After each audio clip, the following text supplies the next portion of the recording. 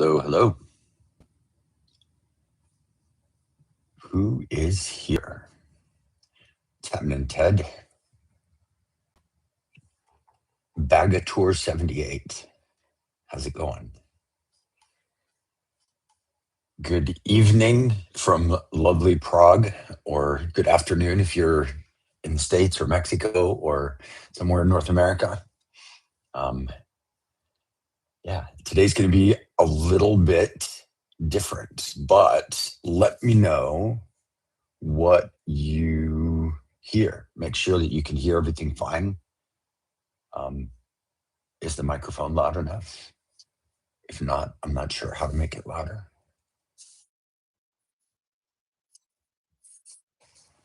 But let's see.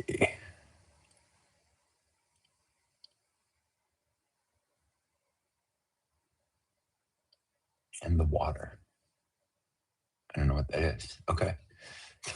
Good. Welcome, welcome. Let's see. How can I see how many? Oh, there we go. 10 people on. Cool. If you're on, pop into the chat. Let me know where you are, who you are. What's up, Mike? Good to see you. Laurent Bouchard. I'm not sure what "and the water" means, but I get it. I get it. Yeah, welcome everybody. We are just wanted to go live today for something a little bit different because as you guys know, I like to talk about different stuff on here. And not always the same old gear review. Here's how to use this thing. Here's how to make it whatever. I do those sometimes, but sometimes I like to come on and do something a little different. So that's what this is. This is I'm actually on the last end, or like coming towards the end of a really super fun month-long tour in Europe, and figured I'd come on and chat and talk a little bit about that if you guys want to, if you have any questions, or about other stuff too. This is kind of an ask me anything thing. So if you've got any questions, please pop them in the chat. I am happy to answer about whatever.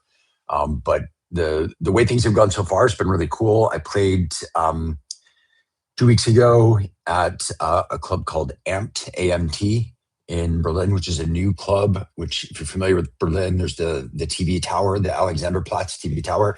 The AMT club is below that train station. You go inside a Späti, which is like a little convenience store, and then you go to the back and go down the spiral staircase, and the club is down below. And it was pretty cool.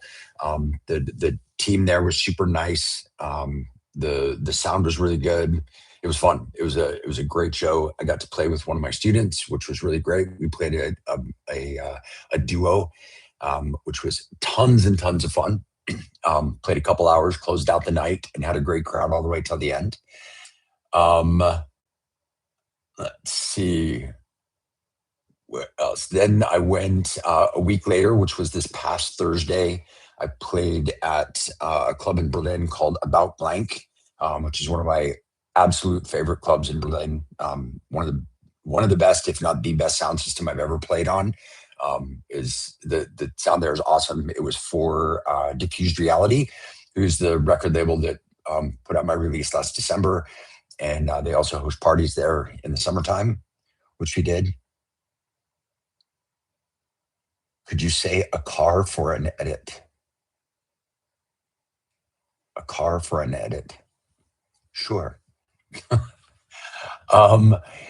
Yeah, and About Blank was great. Again, totally packed, which was really fun. It's been one of my favorite things on this trip has been the shows have been really packed, which it obviously is a lot more fun, super high energy, and yeah, it's good fun. And About Blank was amazing. And that set I actually recorded, and it's posted up on my SoundCloud if you guys want to go check that out. Yeah, so you can hear what the set from About Blank sounds like. And then the next morning, after like 2 hours of sleep, I took the train to Prague, which is where I am now. On Friday, I taught a workshop here, an improvised live performance workshop as part of this festival that's going on for the whole weekend. And then I, last night, or this morning, I guess, played last night for some of you, this morning for some of us, played the closing set of the festival weekend from 5 to 7 a.m. And again, totally packed. If you go on my Instagram, there's some videos of that, which they were posted from like 6:30 this morning, which is pretty funny. If you look behind me in the picture, the stuff is blacked out in the room, but you can see there's sun coming through the skylight behind me because it was already morning when that video was taken. So it was a lot of fun. And apparently they said they recorded last night too. So if they did, I'll post that one up as well. And that was a 2 hour long set, which was lots and lots of fun. And a bunch of people that took the workshop came to the show, which was also good fun. People were so nice. Prague has been amazing. The people here have been so friendly and so kind, and the organizers of the event were really great. And yeah, it was awesome. Got to play with Lars Hausman and Lisas and Bloody Mary, and I was I was the only non-Berlin artist on the lineup, and also the only live act. It was all DJs as well, which was it's always fun. I kind of prefer that. I prefer being the only live act because it's just like an added novelty, kind of an added spectacle that people are like, "Whoa, what's going on? This is something different," and just brings a little bit more energy, which I think is super super fun. So let's see who else we got in here. Master Machetier, what that is? Cool. Larius Darius, Dusty, what's going on? James, good to see ya. Giovanni, awesome. So we've got a good mix of Europe and the US. I wasn't sure how many Europeans we get because it's a little late, but it's about the time that I stream anyway normally. So, but anyway, yeah, let's go through the chat and see if there's questions here. But if you do have any questions about anything that has come up recently, please feel free to put it in there. That's what this is. This is an Ask Me Anything because I don't have the gear set up in the hotel here. So let's see. How's the move? We're still in the process of the move. We left the US in February. We've been in Mexico since. And then the plan is to continue on that move probably just after the first of the year over to Spain. But in the meantime, as you can see, I'm kind of splitting time, bopping back and forth between the two. But yeah, so how are you finding new motivation ideas for new music? Well, I mean, to be honest, that's something that's never really an issue for me because it's one of the things with improvisation is the whole thing is creating new music constantly. So just like with any other skill, if it's something that you practice a lot, you get good at, or it gets easier at least. And so it's like a friend of mine, Jason Timothy, wrote this great book about music production, and he says something in the book that he and I agree on completely, which is that people have so much trouble finishing music because they never practice finishing music. Everybody practices starting new music, and so we get really good at making 8-bar loops, and then we don't practice finishing the music afterwards. So yeah, so practice finishing and you'll get good at finishing. And it's kind of the same with new ideas. And the creative aspect of it is like, people I think sometimes that creativity is like this lightning bolt that like hits you in the shower, and you're like, oh my god, I got this great idea for the most amazing song ever, I must go write it down in my studio. And from personal experience, that's never happened. Like you'll get ideas or you'll hear stuff that inspires you and go, oh, that's cool. I'm going to think about that the next time I'm making something. But like just the idea of having some idea to make music, for me, that's never been a thing. So for me, creativity is, it's a practiced skill, and you have to kind of set yourself up to be able to be creative, and then you have to practice being creative. And that's for me how the ideas come, and that serves me well when I perform live, because when I perform live I have to be creative through the whole show on demand, and it's harder to be creative on demand if you haven't practiced being creative. So yeah, it's and the other thing too is being open to being inspired by things in the moment. This plays a big part in my live performances, but it's also something that has to do with going into the studio. If you listen to a lot of really top producers, I saw an interview recently with Luke Slater, and he was talking about that, where his process for writing is go into the studio and screw around and play and find things and see if there's things that you can be inspired by.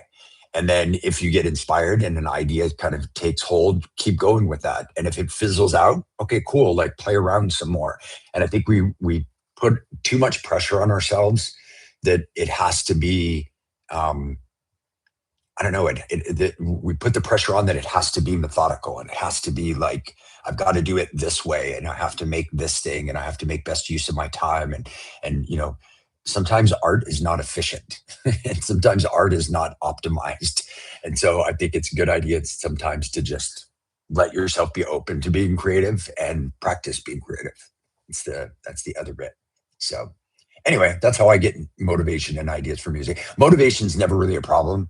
Like I love making music, so whether I'm playing it live or whether I'm producing it, I love making music. So the motivation isn't the problem, but sometimes the ideas, that's something you just have to practice. So let's see.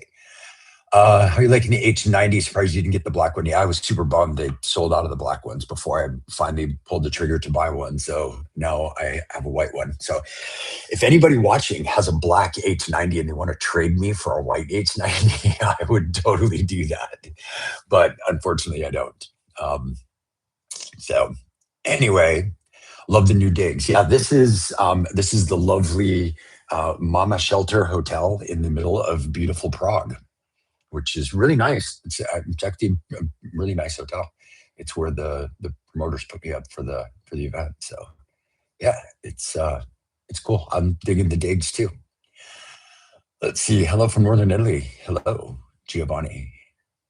Um, like I'm streaming from the future. Yeah, this is my stateroom on the Enterprise as I fly through space. Do I do lessons? I do, actually. How does that work? So there's a couple different ways. The best way, the most efficient way for you, where you get the most for your money, is to take one of my courses. I have two different courses. I have a live performance course and a hybrid production course, which talks about using hardware with your DAW in order to produce. And when you sign up for the course, you commit to a month. During that month, you get access to about 50 different videos that you can watch to get some baseline information. And then when we meet up, two times per week on Wednesdays and Sundays. And we do that for 1 hour via Zoom with everybody that's in the group. And we do a group call live so that you can ask me questions about the topic that we went over in the videos for that section. I can go more in depth. I dive deeper into that stuff. And then you can send me recordings of your productions that I can review via email, or a video of your performance, which I review via email. And then you can also, you get an individual one-on-one via Zoom that we do whenever you want to schedule it on whatever topic you want. So it could be on an individual piece of gear or whatever. So that's the two courses. I will say, like shameless plug here, if you want to do one of the courses, sign up now for the September course, which is going to start, I think, September 9th, if I'm not wrong. I'd have to look it back up again. But that's going to be the last one for the year. So if you're into doing the course, now is the time to sign up for it.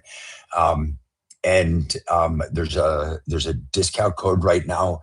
So if you do live 2026 at checkout, you can save $50 off the price of any of the courses. And the other way that I teach is one-on-one lessons, which tends to be for more very specific things. It's not the best value. Like with the regular courses, you get 8 hours of Zoom calls plus 50 videos plus the email feedback and a 1 hour one-on-one, and you get that for about the price of 5 1 hour one-on-ones. So the one-on-ones are great if you have something really specific that you want to go over or learn or work on. But the best value is definitely the courses. So I would say do that. So if you want, there's a link in the description of the video. You can go to surcolive.com/courses and sign up. And like I said, if you use live 2026, as at checkout as your promo code, all like one word altogether, then you get $50 off the price of any course. So hope to see you there. And I think there's only 2 spots left in the hybrid production course for September. There's a few more than that in the performance course right now for September. But they are starting to fill up because they're going to be the last ones of the year. So definitely jump in. It's worth it. It's worth kind of committing to improving yourself rather than just spending that money on another piece of gear that won't improve your skill set. So use this opportunity to improve all of your gear by improving your own skill set, and then you take that to your gear. So anyway, yeah. So that's how I do lessons. Uh, uh, uh, oh, I nailed the name, Master Machetier. Do you make machetes? Are you a machetier? From Boston, sweet Boston. I used to have that accent years ago because I was originally from New England. Let's see, Ted. I was doing the hardware act the other day and kept hearing the crowd go, "What is he doing?" Yeah, it's funny. Like the videos from last night, it was so funny to watch back through because they had it so that you could come up on stage to dance and also dance in the room, and it was like both were full. But the people up on stage, there was this group that ended up hanging out right around where I was performing because they just wanted to watch and wanted to see what was going on. And for me, I love that. I like anytime during a show that people can see what's going on. I think it really adds to the show because, the music is one piece, but the fact that the music is being written live in the moment is a whole other piece of the show. You're watching, you're watching art being made. You're seeing the process, which for me is an important part of the shows, and so that's why I love whenever people can come see it. So yeah, it was definitely tons of fun, and the Prague crowd was bonkers. Like they were so good and totally up for everything and totally into everything, and the full crowd stayed right until the lights came up at 7 a.m. So it was very, very cool. Let's see. Yeah, I put a lot of pressure to get perfect out of the box. Yeah, I mean, one of the things that we talk about in my courses, and I was actually having a conversation with somebody about this yesterday at the event, is that the there's this like Buddhist philosophical idea that expectation is the root of suffering. And if you take that into the music making context, if you have a set way that you want something to turn out before you start, you're just setting yourself up to suffer, because if you don't get exactly that, then you're not going to be happy. And you might get 99% of the way there, but you'll never be happy with it. But you might have made something really amazing that other people might really love, or that you might be really proud of in a different context or with some perspective. But because you had an expectation, you made it so that it had to be a certain way. And that is, yeah, that's the cause of a lot of suffering, the cause of a lot of pain. So when you're performing live, improvising live, it's one of the things that I talk to my students about a lot is just getting out of your own way, get out of your head, and know that if you're improvising, nothing can be a mistake. Everything is, it can't be wrong if there wasn't a predetermined right. Right. So that means if you didn't have an expectation of something predetermined that it had to be, then great. And like you just mentioned in your comment, to get perfect out of the box. Well, what's perfect? Is, for some people, perfect is without any imperfections, and for other people, perfect has perfect imperfections, and that imperfection is perfect. Like I one thing that I joke about all the time is the whole idea of lo-fi, whether it's like lo-fi music or lo-fi sounds or lo-fi whatever, because I'm old enough that I remember when lo-fi just meant shitty gear.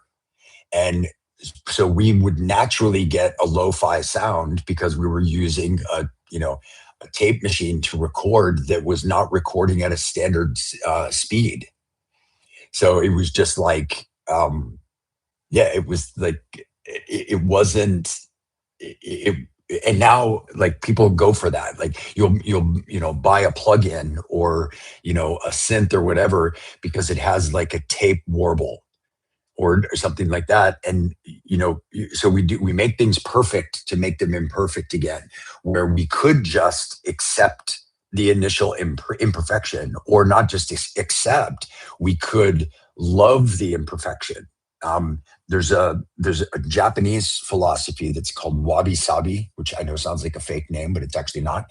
And it's the idea of finding beauty in impermanence and imperfection.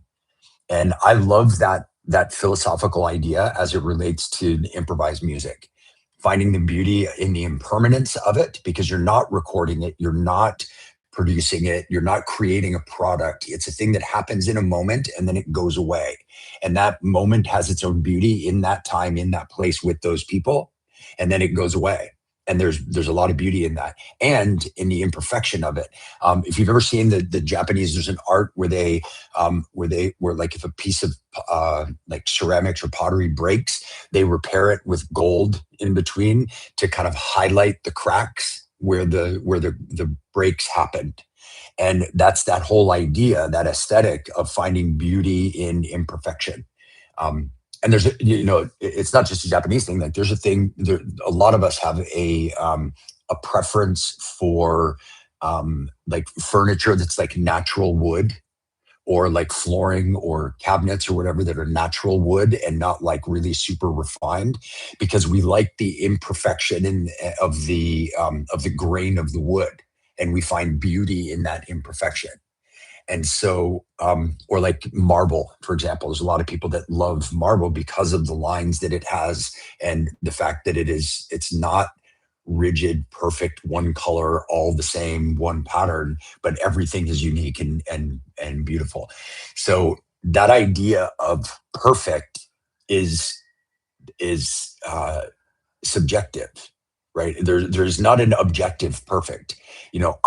For example, when I listen to electronic music, one of my least favorite things is when things sound completely perfect, like flawless, like the mix is perfect, the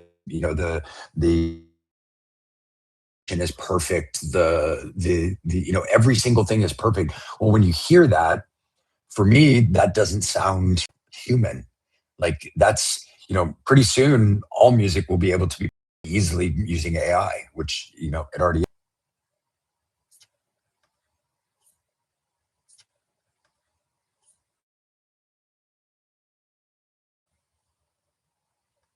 All right. I think we're back. Did I lose you guys?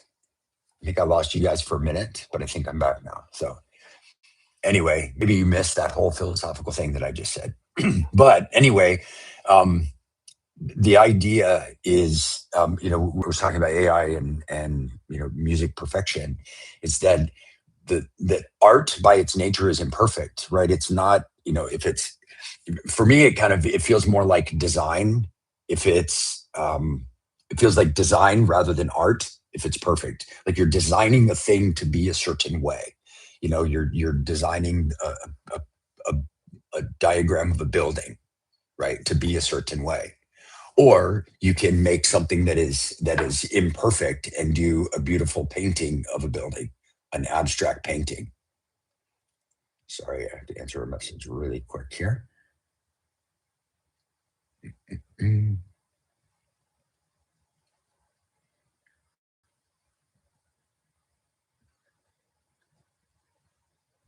mm, Sorry.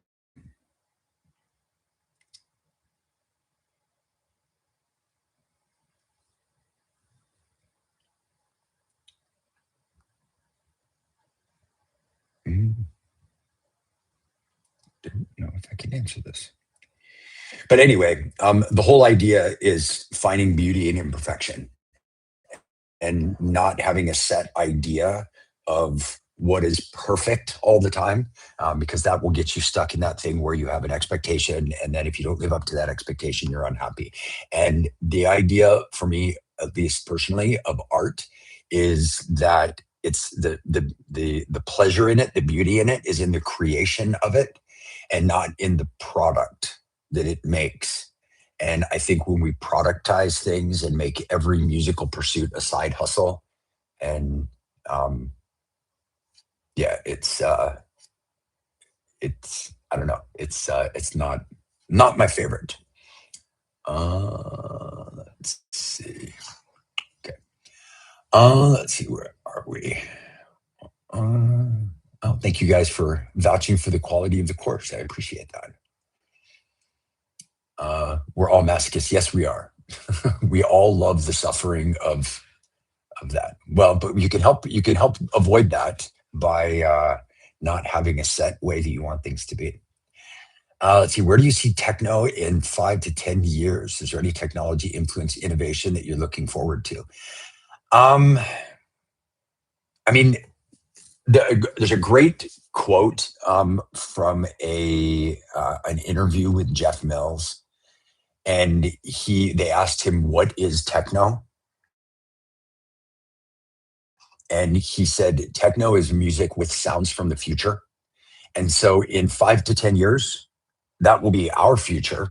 And at that time, there will be sounds from the future. Maybe somebody invents a new type of synthesis, or maybe we, we come up with new ways to manipulate the things that we already have. But I don't think that that's next necessarily going to just be a techno thing. Techno is more of kind of the mindset of how you use things, and you use things um, to make music with sounds from the future, right? So if you have different sounds that you can use to make that music, you can do it. But I don't think that that's going to necessarily change things. Now, when we talk about like the music industry version of techno, the there's definitely a lot of different versions of it out there. And you know, I will say one thing: in 5 and 10 years, well, let's say in 5 years, the the kind of commercial big room, EDM-ish hard techno that's popular right now will not be popular in 5 years. Something else will be. But it might be popular again in 10 years because things are cyclical, right? Hard techno was popular 10 years ago, and now it's popular again. And we go through these moments where, you know, dance music, particularly techno music, speeds up and slows down. There's times where it's, 125 BPM, and there's times when it's 155 BPM. It just kind of depends on the moment. And that's more dictated by the people and what's going on in their lives and what they want to listen to. I think that a lot of this, the popularity of this kind of much faster paced, harder techno right now, was a result of COVID and people being locked down and not being able to go out. I think there was a lot of potential energy that was built up in people.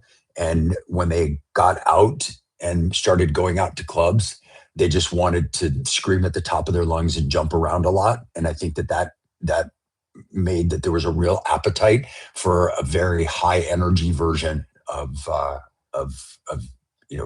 dance music, party music. And so I think that drove a lot of it.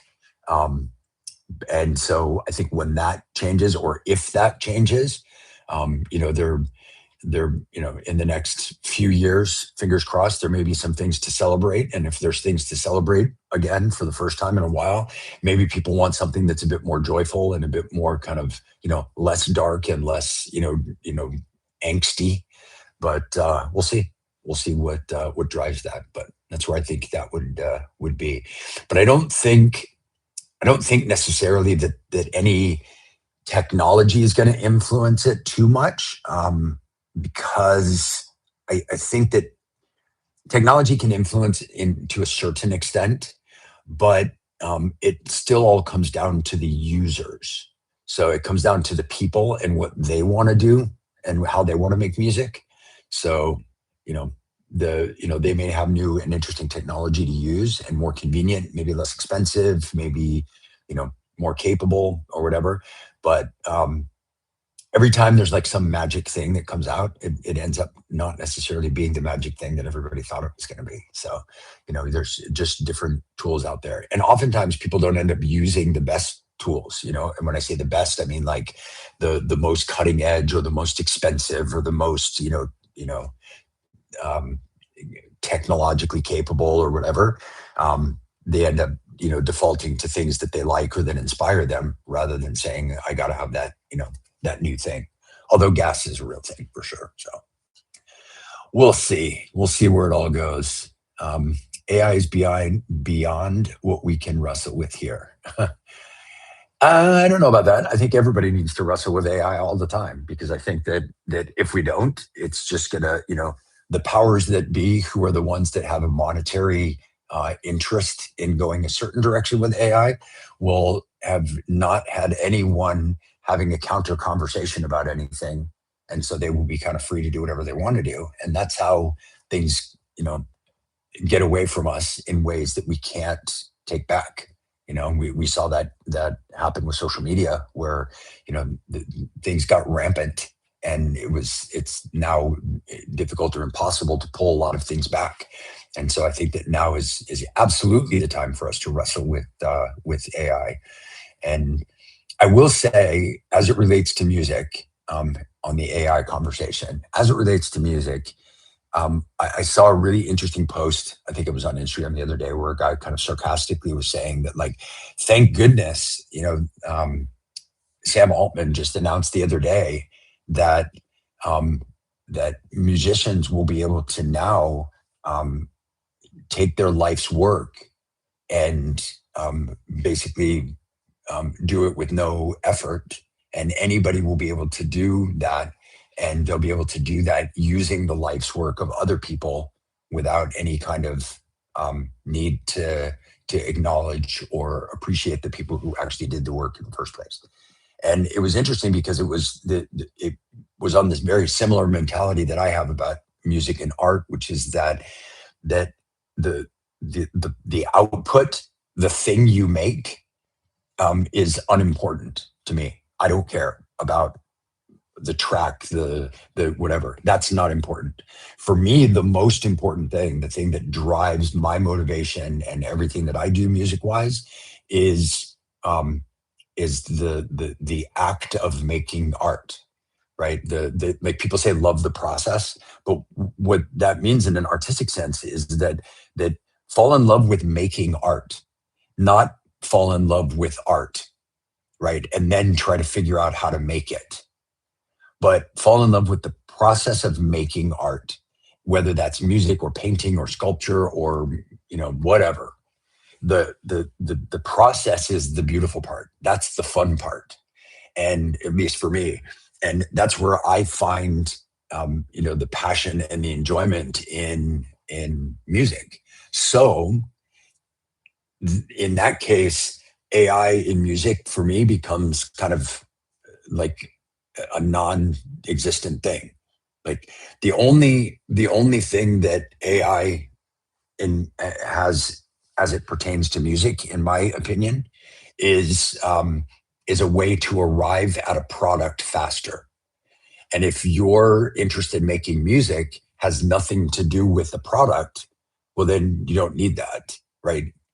You don't need a fryer if you're not going to fry food, right? And so I don't need something to make a music product if I don't care necessarily about the music product. And I don't want something else necessarily or someone else to do the fun part, which is the struggling through making music and having challenges and overcoming challenges and learning things and having frustration and working through that and all of that stuff. That's the beautiful human side of art. And that's what comes out when artists make art. And so if we're just concerned about the thing and having the thing be a certain way and having an expectation of that way, that it's going to be perfect, like what we were just talking about, then we're talking about two different things here. Like this isn't the conversation necessarily for that. This is a conversation for people who want to make art and who enjoy making art, and not necessarily the conversation for people who are looking for a optimized, hyper efficient way to output musical products, which is not something that I'm interested in. And there are people who do that and do a great job at it and love it, and more power to them. But that is not my thing for sure. So let's see here. Hey, what's up, Lorenzo? Good to see you on here. Hope to see you in the Netherlands. Yeah, I'll be there. I arrive Friday morning, and then I play Saturday afternoon. I think my set's at 4:30 in the afternoon, um, in Delft at the Cluster Festival, which is cool. The set times came out, and I will be finished in time to go see Colin Benders play on the other stage, which I'm pretty happy about. Always love to see him play. Let's see. The Unknown Craftsman, Suetsui Yanagi, is a great read regarding wabi sabi and ceramics. I would love to read that. Thank you for that recommendation, James. I think that's really cool. Let's see. Progressive artists always find interesting uses for new technology. Of course, yeah. If someone don't, it's more about them than the technology. Yeah, and that's the thing is I think that how you use things is way more important than the thing. And so there's amazing music that's made using, antique, vintage, awful gear, and there's stuff that's made that's amazing that uses the coolest, newest, most cutting edge thing. And the it's all up to the artist and how they use it. And that's one reason why whenever you watch my gear stuff on here, one of the things that I talk about often is about things not being, good or bad as gear goes, but being good for you or bad for you. Because in the end of the day, if your goal and your kind of purpose and enjoyment comes from making music and the act of making it, that puts a much higher premium on workflow and how you connect with a workflow and how much fun something is to use. And so, it doesn't matter how technologically capable something is if it's not any fun to use, right? And so, um, again, if that's your objective, if your objective is output and your objective is to make products and you want to create a music factory using gear, then there are certain things that will be more efficient than other things. There are things that will be more that will drive that more. Things like AI, like generating music with AI, is a very efficient way to get to an end product. So if that's your goal, then certain pieces of gear won't be good for you, but other things will. But if your goal is to find deep enjoyment in the act of making music and the time you spend making music, then other gear will be good for you and that you'll enjoy and that you'll find that you like more. So, um, yeah, a lot of it comes down to what the purpose is, and I think that being from the U.S., it's a very, I think, an American thing that has kind of infected the rest of the world. That everything has to be a side hustle and it has to be optimized and it has to be efficient and whatever. And it's like it's one of the reasons why I wanted to leave is because I just got so fed up with that whole kind of mentality and that culture, and want to be in that idea of doing things for appreciating things as you're doing them and doing them for those moments that happen while you do them, whether it's having a meal or talking with friends or watching a movie or seeing a concert or dancing at a party or making music or whatever those things are. Enjoy those things for that moment, not necessarily looking for like the ultimate optimization. So I don't know. That's the way I look at it. So let's see. Art is not the final product. The final product is what art created. Yeah, I agree. And the beautiful thing is that sometimes there is no final product. And that for me doesn't take anything away from the art, right? The art is in the creation. And I was talking to somebody yesterday and we were mentioning this exact thing. We were saying that, like, think about like the masters, like the painting masters, like somebody like Van Gogh, who in his lifetime was broke, couldn't sell a painting for $1. And because he wasn't concerned with making something that people liked. He was doing something for himself, for his own process, his own mental health, his own enjoyment. And then that got appreciated much later. But it wasn't, if he wanted to make the popular art of the time in order to sell it to wealthy people, he could totally have done that. But that wasn't what he was doing. And so Yeah, I appreciate that. Let's see here. Hello. Have you always listened to techno? When I was young, mid '90s, I listened to hip hop and some Eurobeat. So, my musical, I don't know, my musical history is interesting.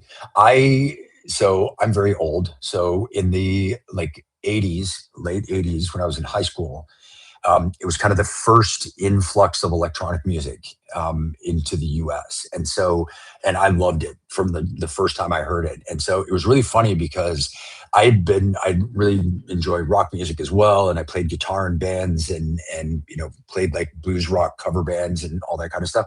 But while I was playing in those bands, I was listening to electronic music. So I was listening to like Depeche Mode and New Order and stuff like that. And then that morphed over time into even more electronic, where it went to like, Ministry and Nine Inch Nails and Skinny Puppy and Front 242 and Frontline Assembly and like that whole genre.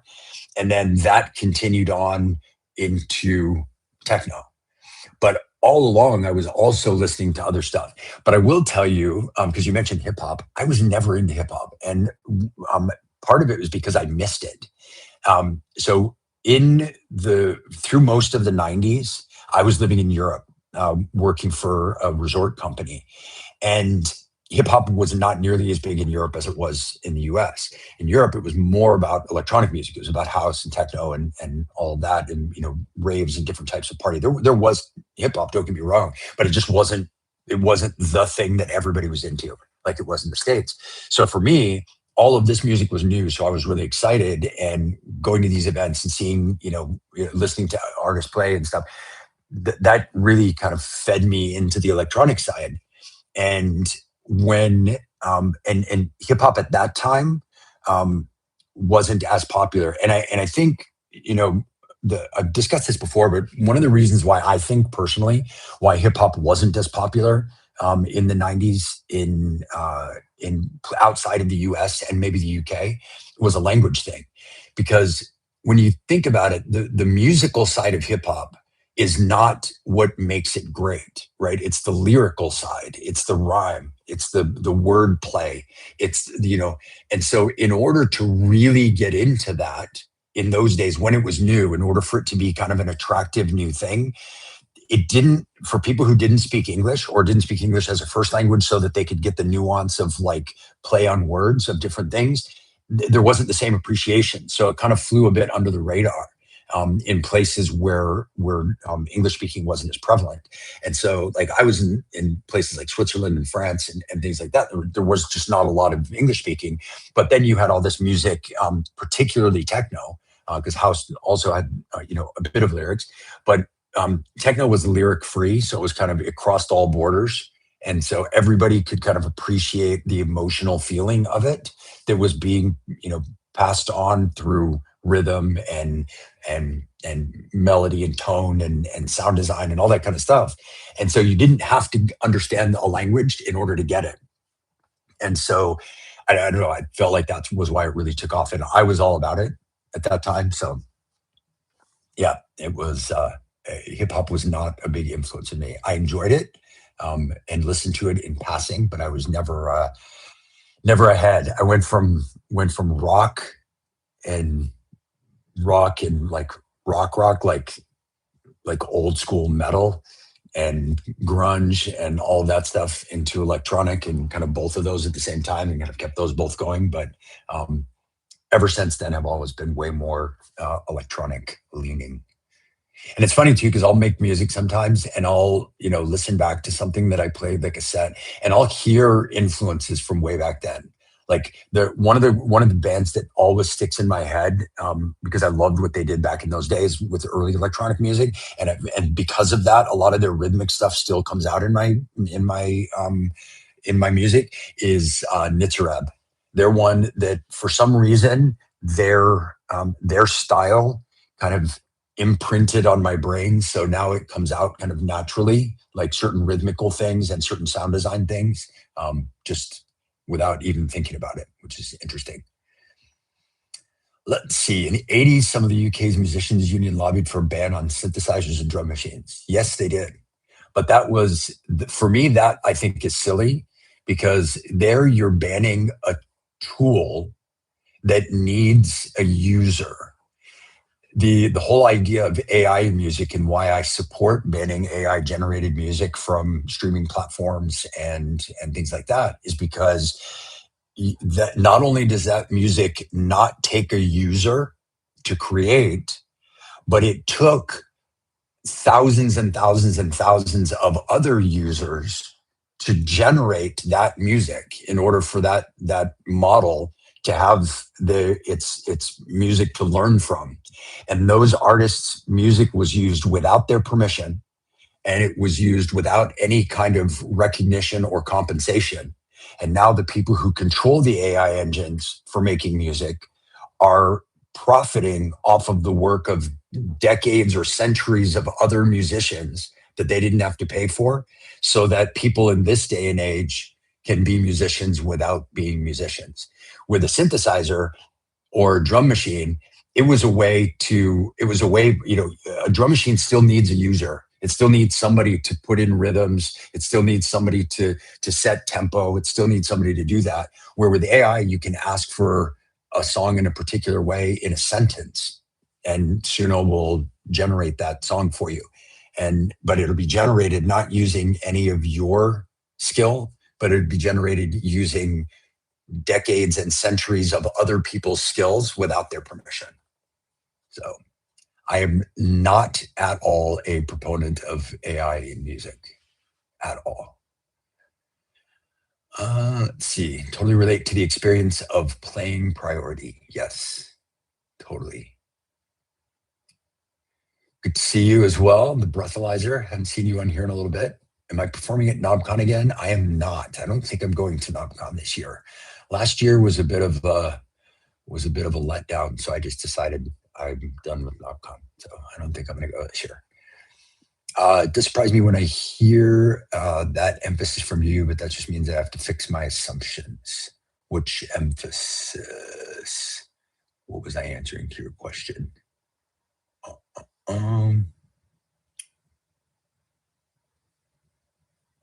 Yeah, not sure, but happy to chat about it. But I don't know what the emphasis is. But happy to have a back and forth about it. Tuning in late from Melbourne, Australia. Awesome. I love Australia. I lived there for a year. That's a cool place. Let's see. I was having a conversation with a friend today about having fun is more important than the gear. And I told him I tested the Vermona DRM1 and had lots of fun with it. Yeah, I talk about this all the time. Like, the gear needs to be, for me, my favorite gear is this amazing combination of capability and fun. Is the workflow, does it click with me? And not everybody clicks with the same workflow. Like, there's not one good one and one bad one, right? There's like, some people click with electrons, some people don't. Some people like trackers, some people don't. Some people like, whatever, step sequencers, some people don't. Some people play on keyboard, some people don't. So whatever's good for you is what you should use. And that's, you don't ever want the gear to get in the way of making music. You want it to be a vehicle that can help you get out the music, and so the artist coming from you, flowing through the instruments, whatever you're playing, and you just don't want to have a roadblock in there that keeps that from flowing out of there. But you're older than me. I don't know. I'm usually the oldest guy in the room when I go to these events, so we'll see. I don't know how much older you think you might be than I am. Any new techniques or instruments that have unlocked something for you recently? I don't know about new. I have one waiting for me at home that I'm super excited to dive into, which is the Leviathan. They sent me that so I can see about maybe doing some presets for them, which I'm really excited about doing. But yeah, I want to dive into something weird and like gives a whole bunch of different creative opportunities. I think that'll be fun. What I've been using recently, I recently got the Forge TME Vic for my modular, which I've been really enjoying. Enjoying in the same way that cowboys enjoy breaking a wild horse is kind of the way I've been enjoying the Vic, like trying to figure out how to control it. which has been really interesting. I found a few uses for it that are really interesting in my live sets, and I used it. I'm using it on this tour, which is really cool, and it's fun, and it sounds just absolutely amazing. Um, but it's a little farther into the realm of random and uncontrollable than it is just in the great sounds. But as I say often, the best sounds come from just backwards from things sounding awful. So like when you get a new synth, make it sound as bad as you can, and then pull back from there. And that's where you find the good stuff. The good stuff are rarely start with a preset and move out a little, because you there's okay stuff there, but the really interesting stuff is farther out. And so but the Vic is like it's just farther out from the beginning. So being able to pull things back has been a challenge, but a really fun one. So I've been really enjoying that.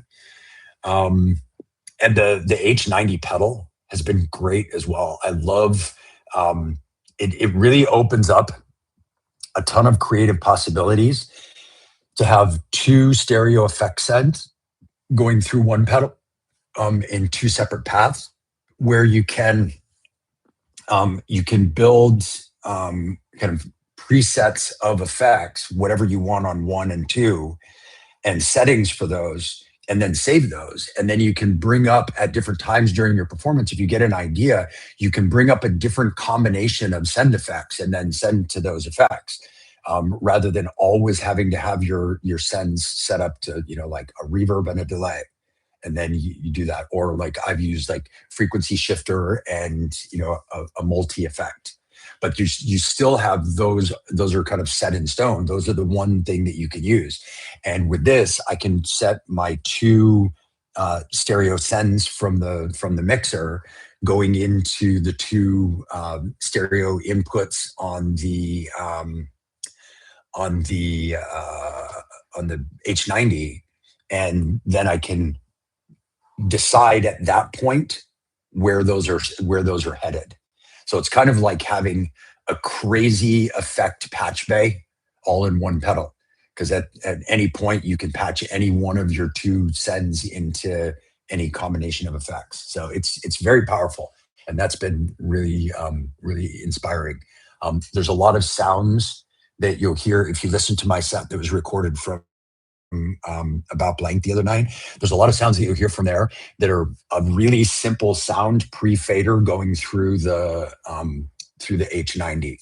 So yeah, it's a pretty amazing tool for sure.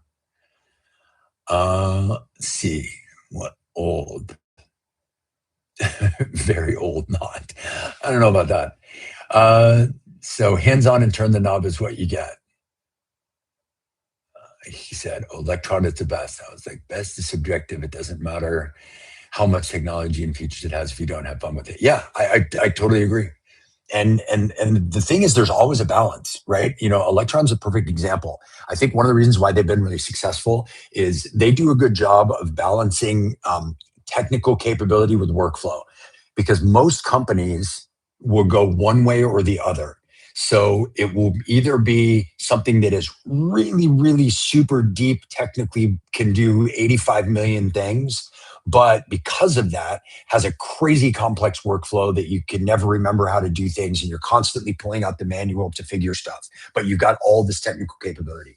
Then you have other devices that are the opposite, where they do one thing and they do one thing really, really well. And because of that, the workflow is very intuitive and very natural and very easy. Now, in between there's this whole range of musical instruments and tools. And I think Electron has found a really nice balance between things that are very technically capable, yet still have a workflow that's very easy to use. And I think that wasn't always the case. I think the Octatrack taught them a lesson about don't make it only capable and not have a good workflow. But then once they moved into the modern devices, they really put a lot of focus on the workflow, and they maybe pulled back on some of the technical capabilities in order to streamline the workflow, but they didn't take them all out. And I think that they've done a good job of walking that line. I think Roland did a good job with the TR-1000, and Roland for me is a company that is notorious for very deep with very convoluted, as my friend Mark calls it, hostile workflow. Like it's working against you because it's so hard to do anything you want to do. And I think with the TR-1000, they learned a good lesson, and they obviously blatantly ripped off some of the workflow stuff from Electron, but that's what you do. You steal like an artist. You take the best of what's out there and get inspired by it. So I think they did a good job with the TR-1000 as well. And so yeah, finding that combination, I think is for me the important thing in a device, especially for playing live, because you have to be able to do things quick. And if you get an idea, you have to be able to get to that idea and get to that thing really fast. And so if the workflow is clunky and menu divey and stuff like that, it's really, really difficult to get to. And again, going back to the Electron stuff, that's why, even though it has menus and even though there are a lot of things to do, they came up with this kind of hybrid workflow of, buttons and knobs and menus that work really well together, where, you can, like the little buttons that take you to whatever page you're going to, like the filter page. Then you have all the things on that page, and you've got 8 parameters and you have 8 knobs, and they line up. And so it's like you've got one button to get there, and then you've got knob per function once you're there. So I just think they did a good job of combining those two things. And I think that's one reason why so many people really like those machines and really gel with them, because they are, let's see here, totally understand missing hip hop. Yeah, I totally missed it. Hip hop was a resurgence of poetry, and rock audiences didn't want it for several reasons, even among English speakers. Yeah, I mean, for sure, there was definitely the hip hop rock battle, which I personally loved some of the bands that bridged that and created some of the crossover stuff. I remember, here I'll date myself how old I am. When I went to the first ever Lollapalooza tour, when they came through Denver, one of the bands which I loved was Body Count with Ice-T. And it was a very hip hop inspired, very rock inspired, cool hybrid crossover thing, which was great. So yeah, there was people trying to bridge that divide back then. Let's see, at least live performers in any form of art are still out of reach of AI. Yeah, no, I agree. I mean, that's one thing why I think that, one of the things you're seeing with AI right now as it relates to art, whether it's graphic art, visual art, movies, photos, music, any of that stuff, there's already a backlash to it, right? People are already really like going like, well, screw that. I don't want to deal with something that's AI. This is supposed to be something artistic. I want to deal with something that has a human story behind it. And because of that, people are seeking out things that they can be sure are not AI. Whether that's, like I've got right here next to me, the event that I just played here in Prague. This was the poster for the event that they gave me a copy of. And they actually, the art for this poster, I don't know if you can see that there, is hand drawn by a local artist here. And super, super intricate. Like I'll get even closer here. Super intricate, beautiful hand design, hand drawn art. And so there's a lot of people that are doing things like that on purpose because they want to say, we're this is art from people, and from people for people, and we share an experience together. So yeah. Let's see, haven't made up my mind yet on whether streaming platforms should contain AI music, but I find your argument there quite satisfying. Yeah, there's a number of reasons why I don't why I don't think streaming platforms should have AI generated music. I think that if you want to have a streaming platform with AI generated music, it should be 100% free, because I don't think that that anyone should be profiting off of the catalog of work of decades and centuries of other artists without paying those artists anything for it. The only people who are making money when AI generated music is on a streaming platform, making money off of your money that you're paying for that streaming platform, is the AI platform that generated that music that the artist had to pay for, right? So Sam Altman and the AI generation companies are making this money, and the streaming platforms are making the money, but none of the artists involved are making money.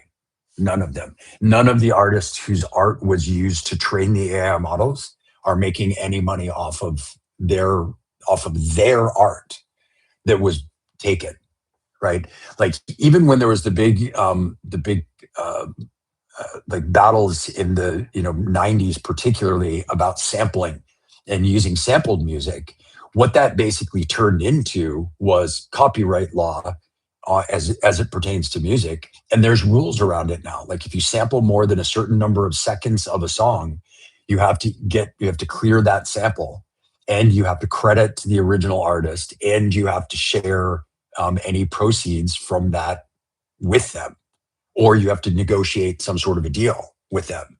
And so, yeah, absolutely, you can sample. And yeah, absolutely, sampling is using other people's music. And I do support sampling, because you're using other people's music in a way that supports the people who made the music, right? And it wasn't always that way. A lot of people got screwed out of this. A lot of people's music catalogs were too old to be included, or whatever. And so it was not a perfect system.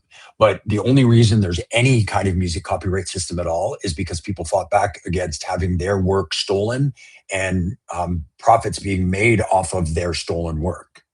And so it's okay to use other people's work if you're going to have them share in what you do commercially, right? So if you're going to use other people's stuff, sampling just for fun, cool, sample just for fun. But if you're going to make money off of it, part of that money belongs to the people who made the music in the first place. And so, Daft Punk is a perfect example. They made a minute fraction of what they could have made over the years, because they split everything with all of the acts that made all of the samples that they used in all of their tracks. There's a guy named Edwin Birdsong, whose song "Cola Bottle Baby" is basically "Harder, Better, Faster, Stronger." That is his entire track, start to finish, just without the vocal. And they added drums over the top of it, and they added the new vocal on top of it, and they chopped certain sections to repeat it. But that song, if you haven't heard it, look it up. It'll crack you up. The artist name is Edwin Birdsong, and the song is called "Cola Bottle Baby." And if you listen to it, that's what Daft Punk used. But because they were using somebody else's music, they have to share profits. And with AI music, nobody's doing that. And I think it's just straight up theft. And so when you put it on a monetization platform, like a streaming platform, and support that encourages the theft of the other people's art that they made.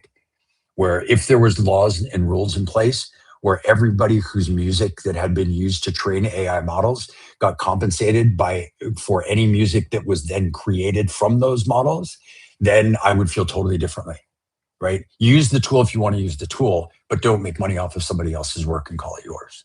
That's how I feel about all that stuff. But anyway, the emphasis on performance joy. Why didn't you think I would have emphasis on performance joy? That's like what's what I'm all about. It's what I love. Yeah, well, we can all battle to see who has seniority here. I love my Vic. Yep, I do too. It's cool. And yeah, it's cool that it's getting a new update. I honestly don't care, because at this point, I'm trying to work through it one algorithm at a time to try to get a good feel for what doing certain things does, so that I can actually play it live. And I've had it for a short enough time, and I'm about 2 algorithms in of 9.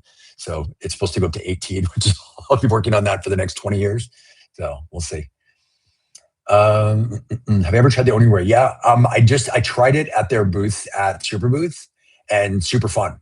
It was great. And I've heard from a lot of people that they find a lot of similarity between the Onyware and the Vic, which cool.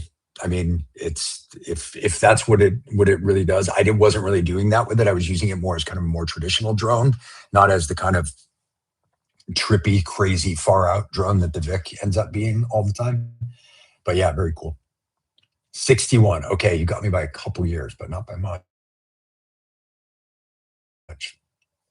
You win. Have you tried running anything into the big inputs? Oh yeah, absolutely. So I actually have patched in my current patch right now. I have the Atlantics. So that the main output of the Atlantics is just going into its own channel in the mixer, but the second output I have going into the VIC. And so when I want to, I can turn that up and have that kind of rhythmic stuff coming through there. And I also found another thing that really helped me with what I wanted to do with the VIC, because I don't always want it to be a drone machine. Like there's times when I want to use it more rhythmically and more tonally. So I have a gate signal going into a WMD Javelin envelope, and then that going into the VCA input on the VIC. So I can do kind of, I can change the length of the input in the K, and then, make it so that it's not just droning, and so that it's not just, plucking. So yeah, that was important for the control thing. Let's see. It's a cool idea. And actually, I was thinking about with the Onurai. Yeah. It's yeah, I mean, didn't they just came out, Bafako just came out with a new module that they had at Super Booth this year that was basically just the effects part of the Onurai. So for people who were putting that in through there, it wasn't the voice part, it was just the effects part. So interesting to do that too, but yes, you need more sends. Yeah, well, or you need flexible sends. That's actually something that Colin Benders does. Is he uses a matrix mixer in his case for effect sends. So he can send, he has multiple things going in, multiple things going out, so he can send each to different things. So you might want to try that, James, and see if that works for you. Older than Robert Smith. Okay. I guess you win, because he's a little bit older than me. Cosmic Debris might be the module of the year. It's a great one. Yeah. And the only reason why I'm not using it is because I got the H90, just because I was bringing a much smaller modular case and I was looking to get things outside of the case. And so that's where my send effects came out. But yeah, it's amazing. But now with the H90, it has some of the cool things like the harmonizers and things like that, from the Cosmic Debris. It doesn't have the cool delay stuff, which I wish. So Cosmic Debris may end up making it back at some point. Killer poster. Yeah, it was awesome. It was really cool. Love my rig for its unique challenge that I barely understand, but I can still perform on, let alone someone else understanding it. Yeah. I always say when you look at somebody's rig, particularly if it's modular, but even a more traditional live setup, when you look at somebody's rig, it's like a snapshot of their brain and how their brain works, because you look at it and you see like, oh, that's like, I wouldn't have done that way. So I see how you're creatively thinking in a different way than I would creatively think. Right. And so it's really cool. I always love to look at people's setups for that reason.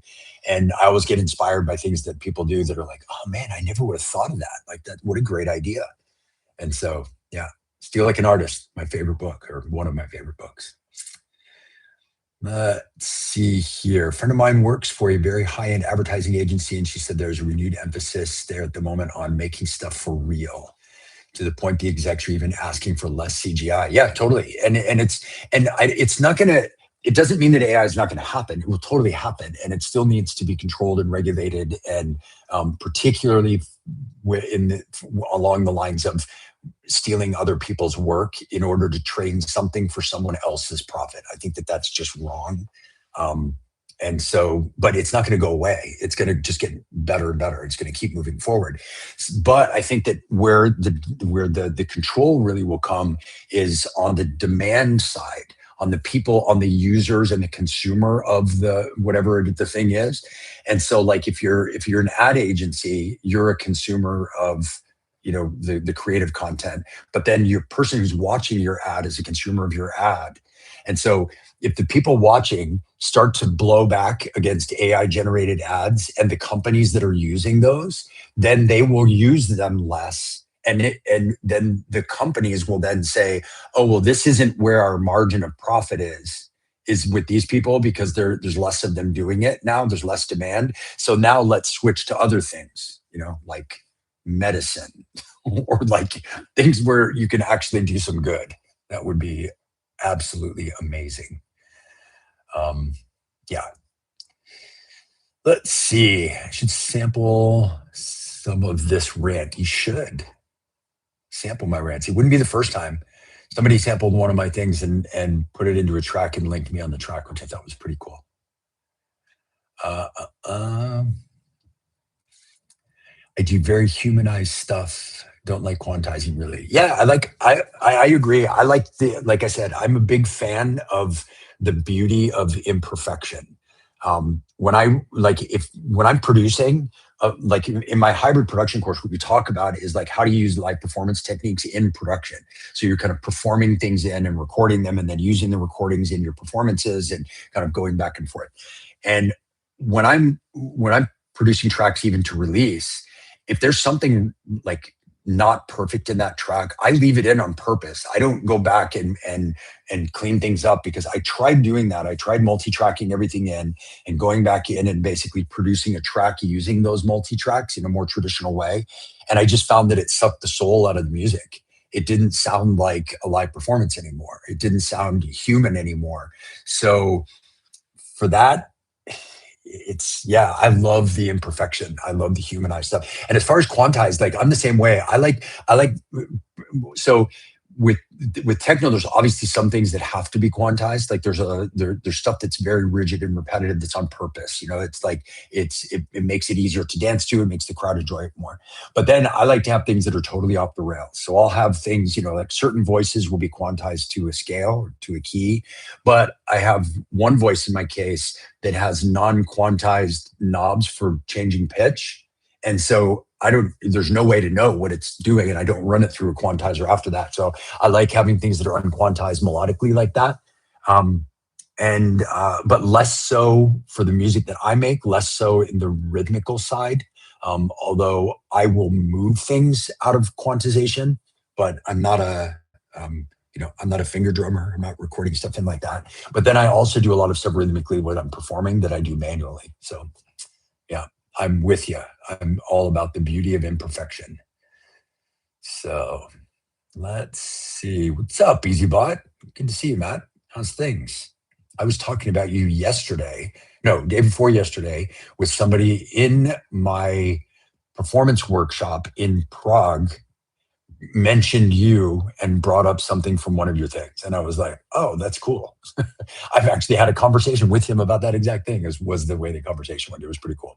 So anyway, you come up in conversations in Eastern Europe randomly, just so you know. Wait till you meet a prideful Suno music producer. Thank you for putting that in quotes. Oh yeah.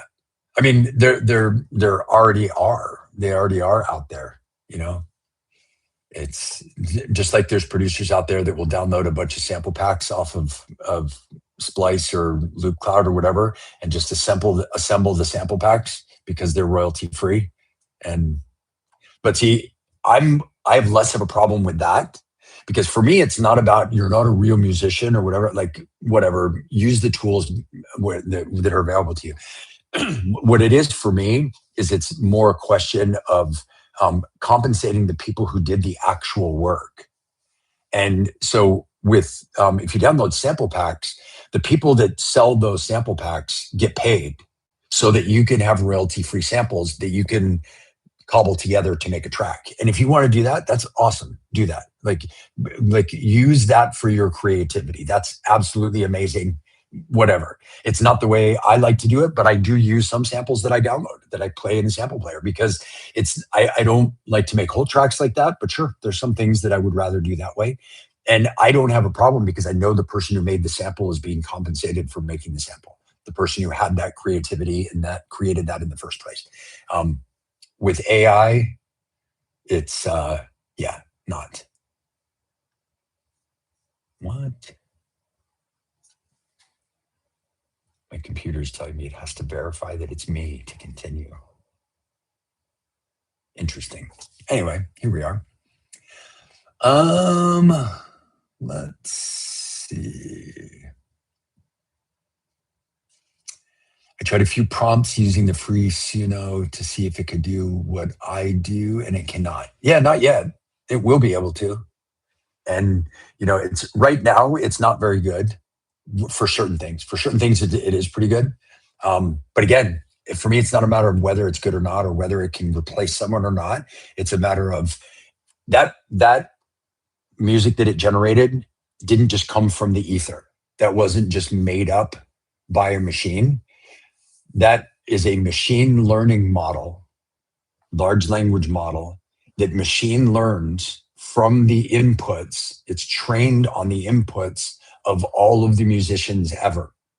And they are not being compensated for that music that you're making by putting in a prompt. So for me, it's not the act of using it that I have a problem with. It's the fact that I feel strongly that it's stealing from other artists. And, and that for me, I think is not okay. If you want to use somebody's work, like in sampling, great, credit them and give them a cut. But with AI generated music, that's not happening. And I don't think that's okay. Let's see here. Yeah, I'd like the Robert Smith reference also, by the way. You have to be of this age to get that reference, probably. Let's see. On another note, a few videos ago, you mentioned that there's some upcoming content about the use of Exelon XL with Electron stuff like the OT and the new outbox. Updated hint you can give. Well, I can tell you, I will tell you exactly what I know. So after Superbooth, our lovely friends from Electron went home from Superbooth with one of the Exelon SL mixers. And they used it to, according to them, make a bunch of release content for the outbox and how the outbox would work with a mixer. So they were using our mixer in their content. Because the outbox hasn't come out, the content hasn't come out, is what I understand. But that's that. And then once I'm back home from this tour, I will actually do. I had been meaning to do this for a while, and I just couldn't with the prep for this trip. I will be doing a couple of videos with using the Octatrack with the mixer, and show you how that works. And at some point, since EasyBot's on here, at some point, he's going to get one. I just don't know when that is. Should be pretty soon, I think. And that way he can do some content because he's the one who, I know the Exelon SL, but he knows the Octatrack and like exponentially more than I do. So I think he would be the one for that for sure. So anyway, has Roland fixed the timing issues? Yes, they fixed it 1 week after it came out. And people are still talking about it. That's interesting. But it was a big deal. It was the clocking issues with the TR-1000 were definitely a big deal, but it's fixed now. It's fine. It works fine. Ever since I downloaded that fix, which came out like within days, it works great.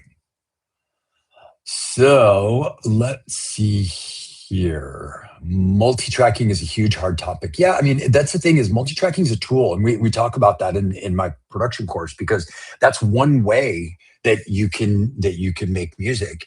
And it's really a personal preference thing, right? Like you as an artist, you have to decide what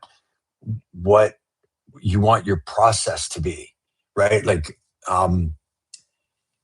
yeah, it's like if you think about like any artist, like they have to have their own process, and it's going to be unique and interesting to different people. And so, yeah, it's Yeah, multi-tracking, I really like it for some things. So like I still do multi-track, but I don't multi-track for productions. What I like to do is I like to multi-track my live performances. Just open multi-track, just record for hours and hours as I'm performing. And then at the end, I have all of that material that I can then use to make samples. And I can use those samples to then do other stuff. I can load them into samplers and play them in my shows, or I can use those as samples for making a production, kind of an in the box production. But my in the box productions are not my live releases. Like the live releases for me have to be performed live. I have a new remix that's coming out that I remixed a Spanish artist called Squark, and he, in kind of the traditional remix process, he sent me stems, all the different parts of his track. And then as the remixer, you get to choose like which stems you want to use and what kind of inspires you. And then you use that to make this new track. It's a new remix of what they did. And so what I did was I took the my 8 favorite stems that he sent and I loaded them into the Octatrack. And then I used the Octatrack to then mangle those stems or resequence them or do them and use them in different ways.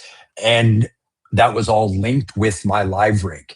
So I had my drums, I had, my things that are kind of my sound, but I was still using a lot of their pieces and parts. And so when I made that, I practiced it a bunch. I tried different ways to kind of put those things together. And then when it came down to it and I had everything kind of the way I wanted to, then I recorded it as a one take. Stereo out, not multi-track, just a one take, and performed it as I was recording it.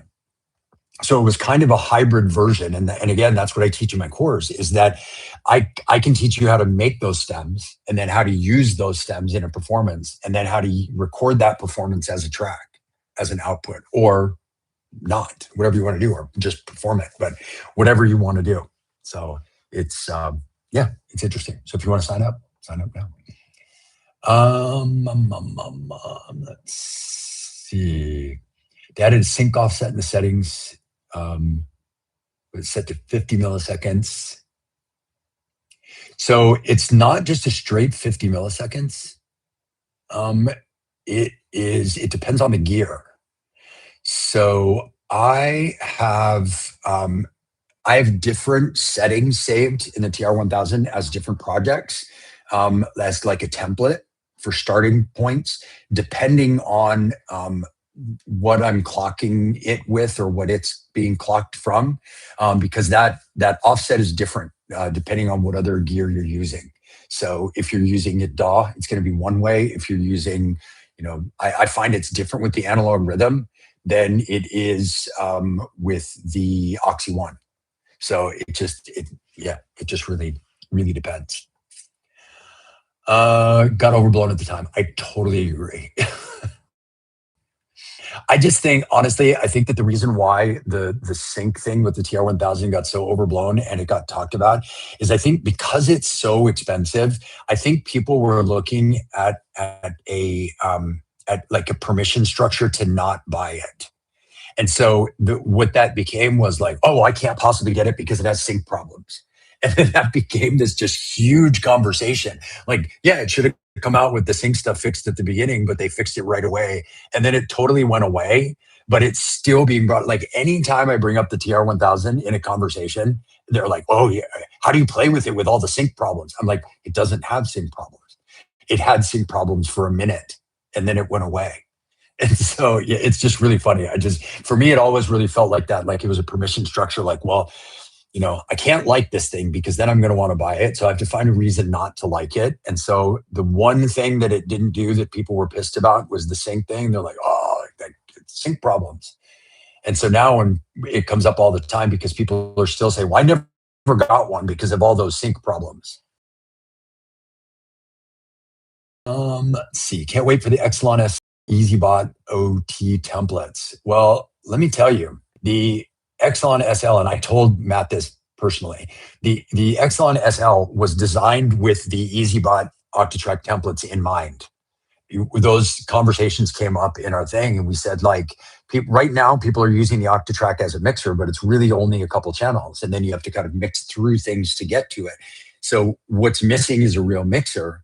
But then the Octatrack has all these great capabilities for looping and effects, and the creating the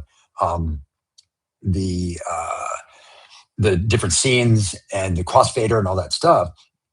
And so that was part of part of the use case behind the dual stereo buses, sends and returns. So you can modify on the fly, because like Matt's template's made so that you've got basically drums on one side and melodics on the other. At least that's how the original one was. And so with this, if you've got like your side one and side two, let's say your side one, you want to assign 5 tracks from your mixer to side one, and then 3 tracks from your mixer to side two. All of those templates will affect them in that same way like they normally would have. And then if at a different part of your show you want to change that and only send 2 things to side one and 5 things to side two, or 6 things to side two, you can do that, and you can change it live, and it sends out through that same pathway that then comes back into the mixer and goes through the master filter and out the main outputs. So yeah, there was a ton of conversations about, we wanted to make sure that all of the Octatrack performance users, of which there are many, many, many, many, this would be something that would improve their workflow rather than replace their workflow. Like, this isn't a mixer to replace the Octatrack as a mixer. This is a mixer to augment it to 8 stereo channels that can then be submixed into the 2 pathways that are then affected. And so it was totally part of the design process, whereas conversations about the EasyBot templates. So you're just being talked about all the time wherever we are, Matthew, whether it's Prague or in conversations about the mixer. Let's see. Is that any different from Fatboy Slim or Daft Punk cobbling sample pack songs? No, I mean, that's exactly what I was talking about before. I am all for using samples. And, just like what Daft Punk and Fatboy Slim did, and lots of other artists do. I'm all for that, because that industry has been regulated using musical copyright law that was written back then when this became a thing, and back when there was a fight about it, so that the artists who created the original music, if more than a certain number of seconds of their original music was used in a production, they had to be credited and compensated. And I think it should be exactly the same way. Any music that's made and sold using AI generation, anybody whose music that was used to train that AI model should be compensated. And then I would have no problem with it. Then use it. Do whatever you want, right? I don't have a problem with the user using the tool. I have a problem with the corporation that created the tool stealing from other people and monetizing that stolen information and that stolen art. That's what I have a problem with.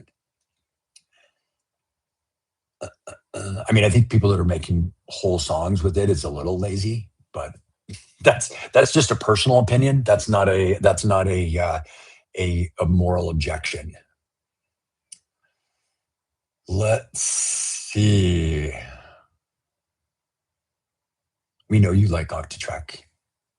You are the Octatrack fanboy, and we're all thankful for it, because you take all these hours to learn it so that you can show us. So that we don't have to take all those hours to learn those things. So yeah. Self-awareness is good. Thanks for the update on the TR-1000 to control my gas. I heard about the timing issues and completely ignored. Yeah, I think that's what it was. I think it was just people like, I can't buy it, so what can I not like about it? And it was timing. Okay, cool. Well, the timing issues are so bad that some of the hugest live acts in the world are using the TR-1000. That's how bad the timing issues are. So anytime you see Speedy J using it in the store live events, remember the timing. Anytime you see Fiac using it in all of their live shows, remember the timing issues. Anytime you see Kink using it, anytime you see Nadia Stravig using it, anytime you see any of those artists using it, think like, oh, the timing must be terrible. That's why all these top live performers are using it. So yeah, it's fine now. Let's see. Yes, multi-track live performances are critical for me. That's the way I work with the Midas Venice tracked outputs. Yeah, I mean, like I have a very simplified version of that. So I use the 1010 Blue Box because that has 6 stereo or 12 mono inputs. And so I take the pre-fader outputs from the Exelon and patch those directly in. Handy that the black box are 3.5 millimeter TRS, and the outputs from the direct outs from the Exelon are 3.5 millimeter TRS. So you can just use any aux cable, which is great. And I just patch those in, and yeah, then assign the channels that I want them to be assigned to, and then hit record. And then I have everything on on SD card.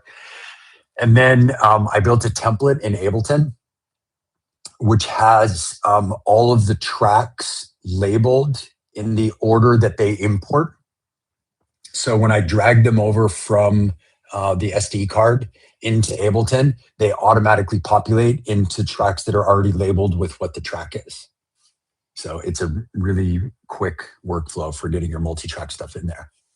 And then you can go through and listen and figure out what you like. And yeah. And then what I tend to do, if it's a long performance and there's things that I want to take out of it, but I'm not sure, I'll go back through and I'll listen to the full performance itself, and I'll make notes of like the time when there were certain interesting things happening. I'll be like, baseline at 6 minutes and 20 seconds or whatever. And then I can just go back into Ableton and go to the baseline track and go to 6 minutes and 20 seconds and cut out that piece that I liked. So yeah, it's a fun workflow. Fun and fast for creating samples. I heard a rumor, are there any Ableton users in here that, which I hope is true, did Ableton put out an update or maybe a beta that has a cut silence function, like what I think Logic does it? I know Qubit does it. But for building samples, it's the most amazing tool, and Ableton has never had it.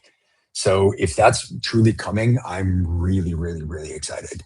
It's such a dumb function that other DAWs have had for so long, but it's one that I've definitely been begging for. So, and if you don't know what the cut silence is, it's basically like if you're recording into Ableton a bunch of samples, like one shots.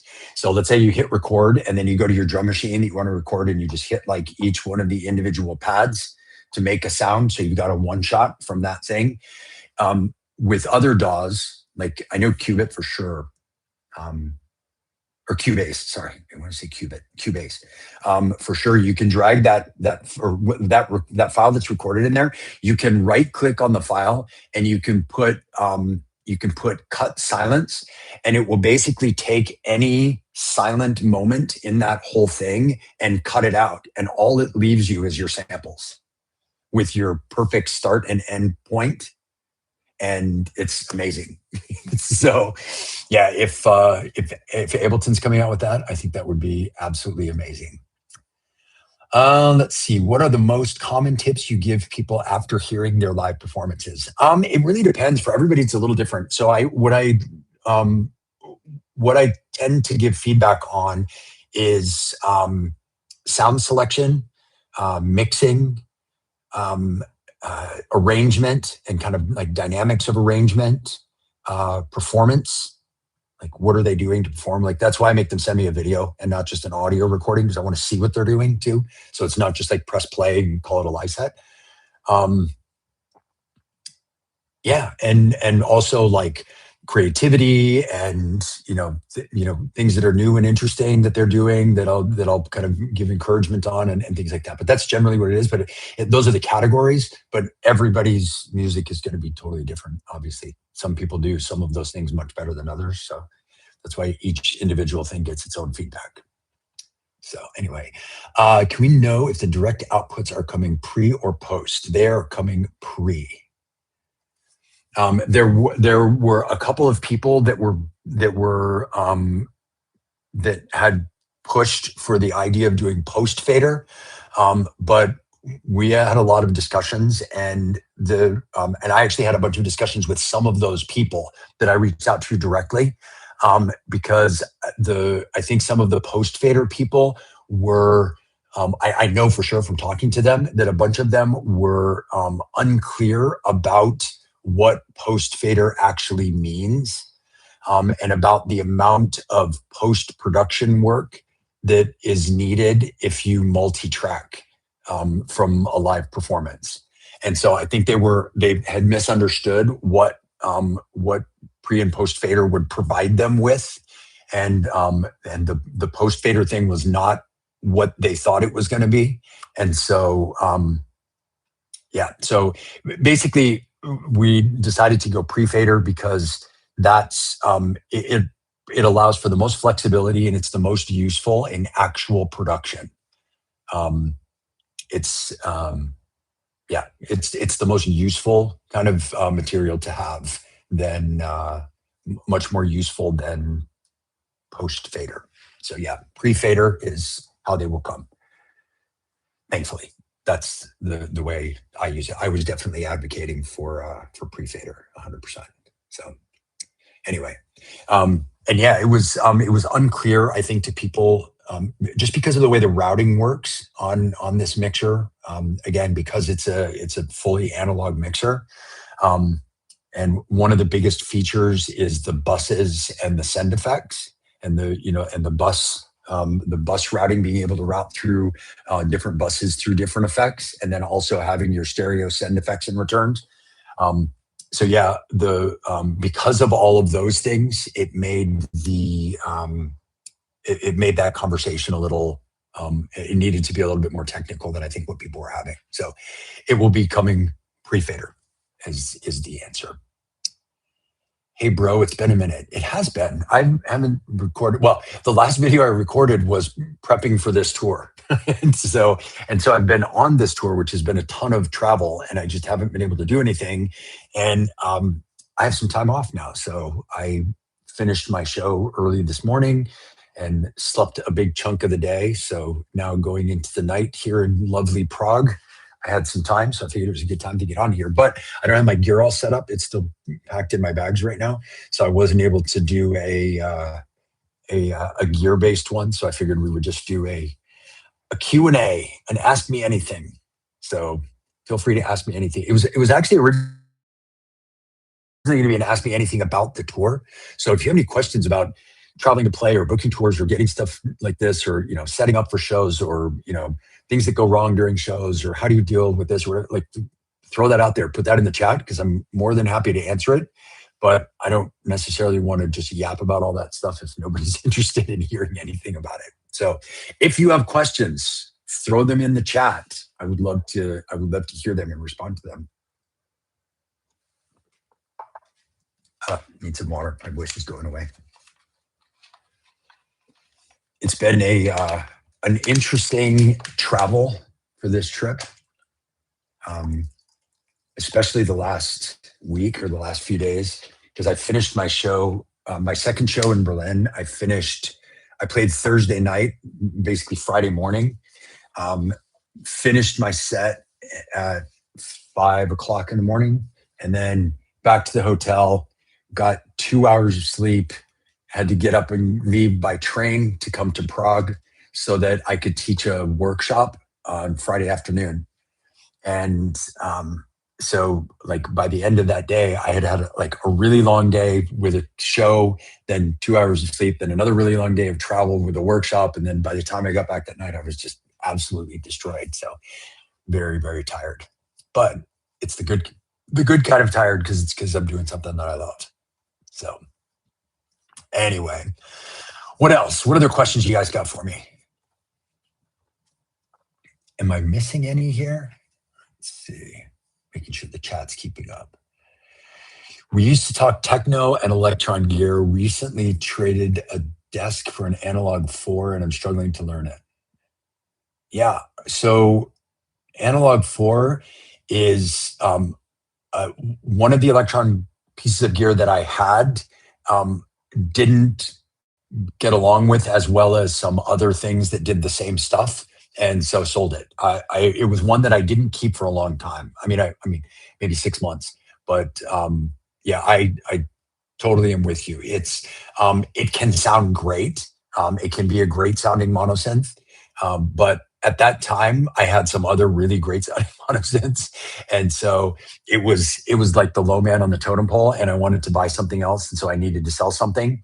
And when you're looking at like the analog four or the sub 37 or the what was it, the Arturia one, Matrix Brute. Yes, the Matrix Brute. Um, yeah, and then I think I also had at that time a Moog Minotaur. So like I was covered on monosynths, and the Analog 4 was the one that I just used the least because I was just even though it had the sequencer built in, I could sequence the others from my other Electron boxes, so it didn't really matter to me. And so yeah, that one and the original D-Tone were the two that I kind of got and then got rid of relatively fast because I didn't get along with them as well. Days on Two is a totally other story. That's amazing, amazing. But the one was I was always just kind of like, it's okay. And the same with the Analog Four. It's like, yeah, it's okay. It's not my favorite, but yeah, they had other better gear at that time. So did I actually. So let's see. How do you sound check when you play at the end of a 48-hour festival? So you don't. That's the one of the challenges. So one of the things we talk about in my performance course, like the last section is kind of about playing shows. And I always tell people like it would be great if you always got a sound check, but you don't. It would be great if you always had the place to set up and you could set up in ideal circumstances, but you don't. I set up.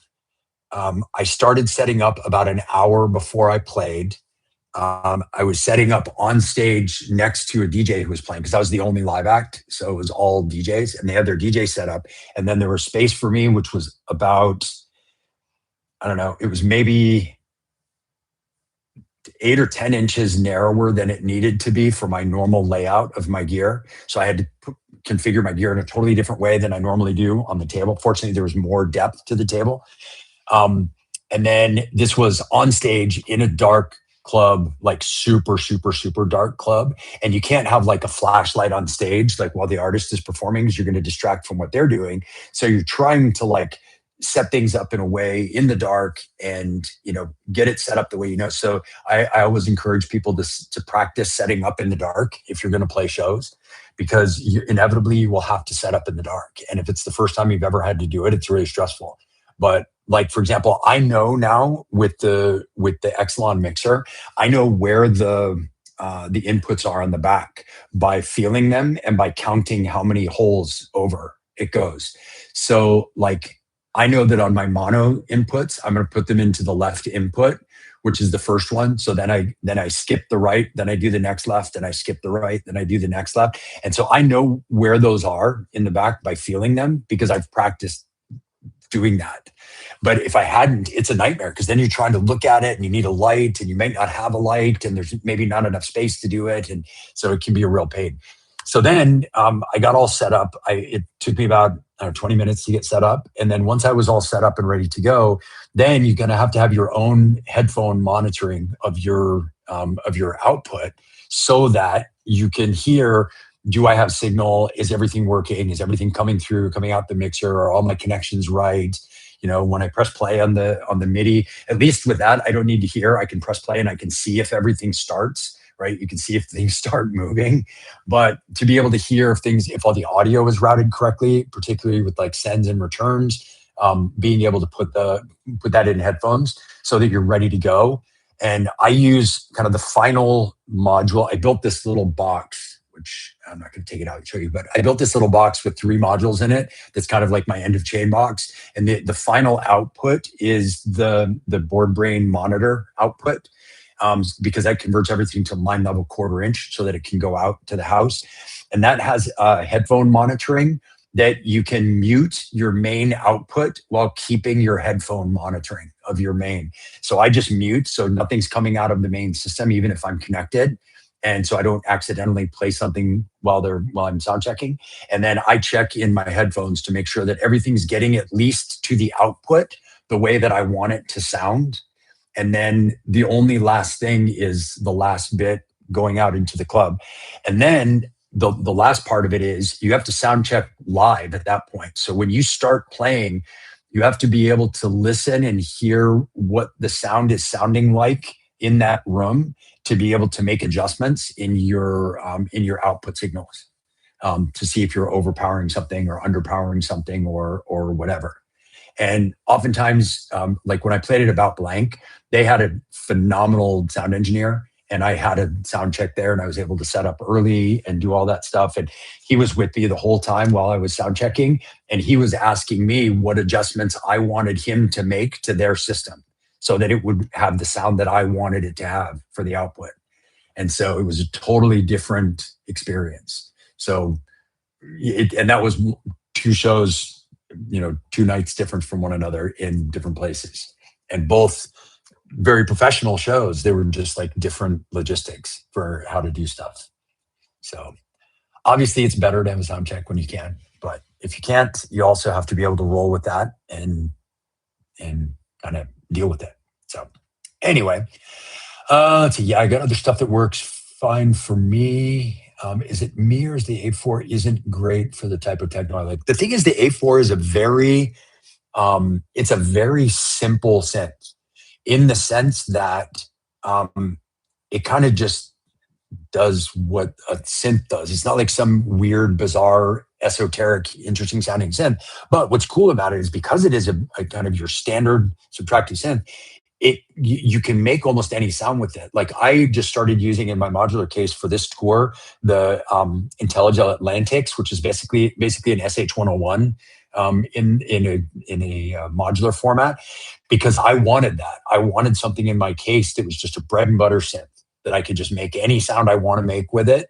And then it just comes down to my sound design abilities, and not I'm not trying to use something for what it sounds like. Now, the Vic, on the other hand, has nothing to do with my sound design abilities. That has everything to do with the abilities of the people who designed that module for the sounds that actually come out of it.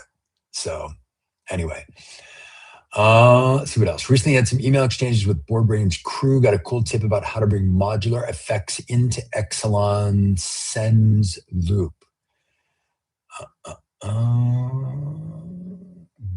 Brand new InterFX V2 online.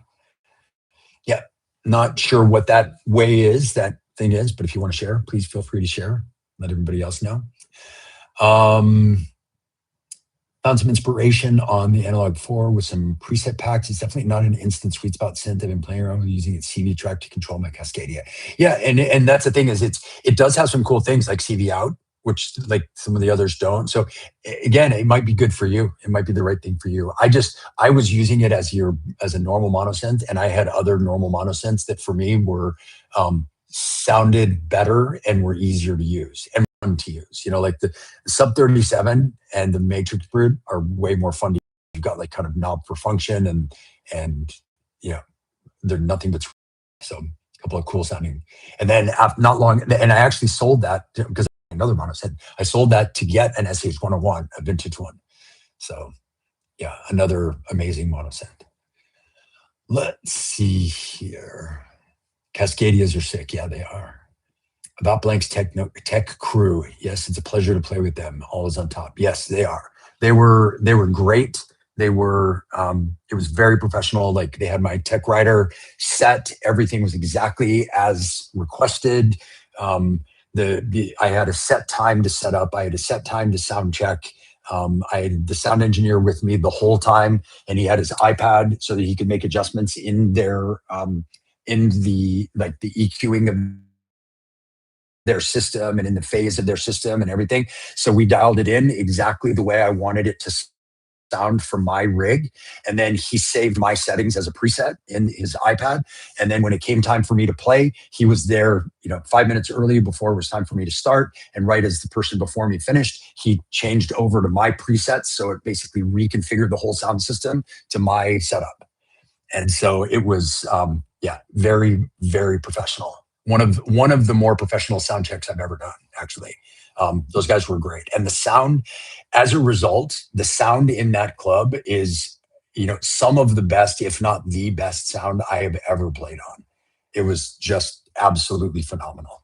So hats off to About Blank. It's a great club. If you're in Berlin, go to About Blank. It's really awesome. Let's see. Exelon SL effects are line level, not modular level. So in order to bring, for example, sea legs into it, needs to be converted to modular level. Intro effects is from them. It does this. Oh, yes, exactly. Yeah. So they have, they have modules that are designed to convert for pedals that they always used in the past. But I actually didn't have much trouble before I was using the H90. I was using what do you call it? Oh my God, the noise engineering reverb, this Modus Versio as one effect. And then I was using the Cosmic Debris from WMD as my other effect, and didn't have any trouble with levels going through those. So worked pretty well. Yes. So standalone module that's out of production. That's one thing too that I'm excited for. I mean, I know Adam's talked about this a little, and there's nothing that I know of that's like a real thing. But one thing that's exciting with the prospect of the Exelon SL coming out is the idea that they can now, like they did with the Exelon modular, they can now create a whole like desktop ecosystem of things that build on this kind of core mixer.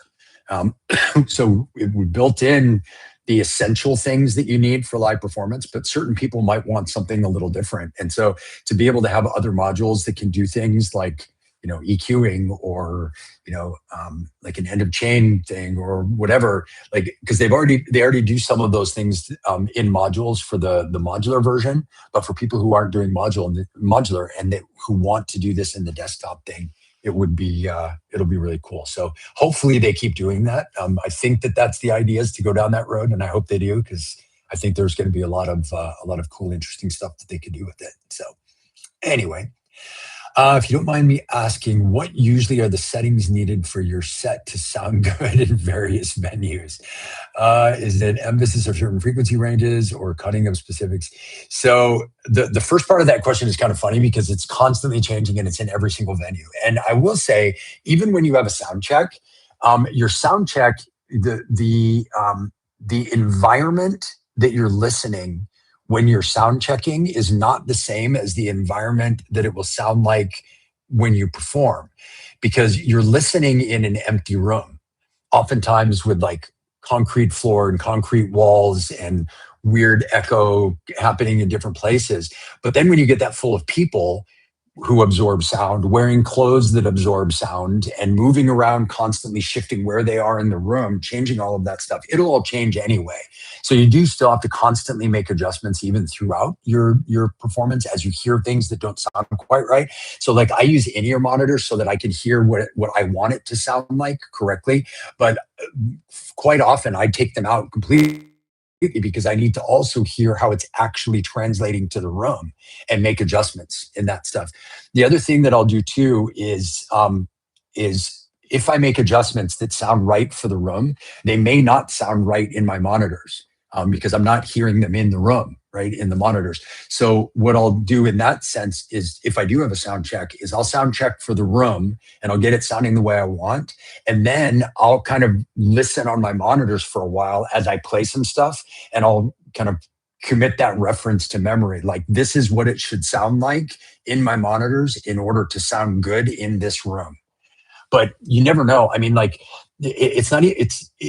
it can be the room, it can be the sound system, it can be the way they have it, the sound dialed in, the sound engineer. Like if they're like really, like, I played a show a while ago, not too long ago, where the way they had the sound set up, they were just way overdriving the subs.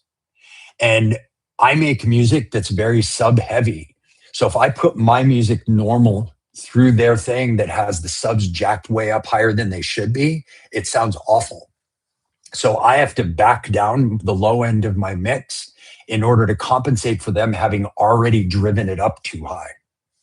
So it was funny too, because when I was sound checking at that place, the sound engineer also had the iPad and was changing the EQ, and he kept overdriving the subs.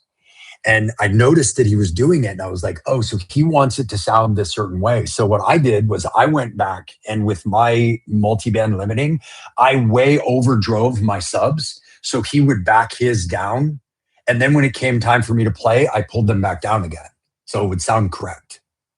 But like sometimes you have to make those adjustments, and it's totally different for every place and even different times of night in the same place. So what's the biggest compositional difference between EBM and current industrial leading club dance music?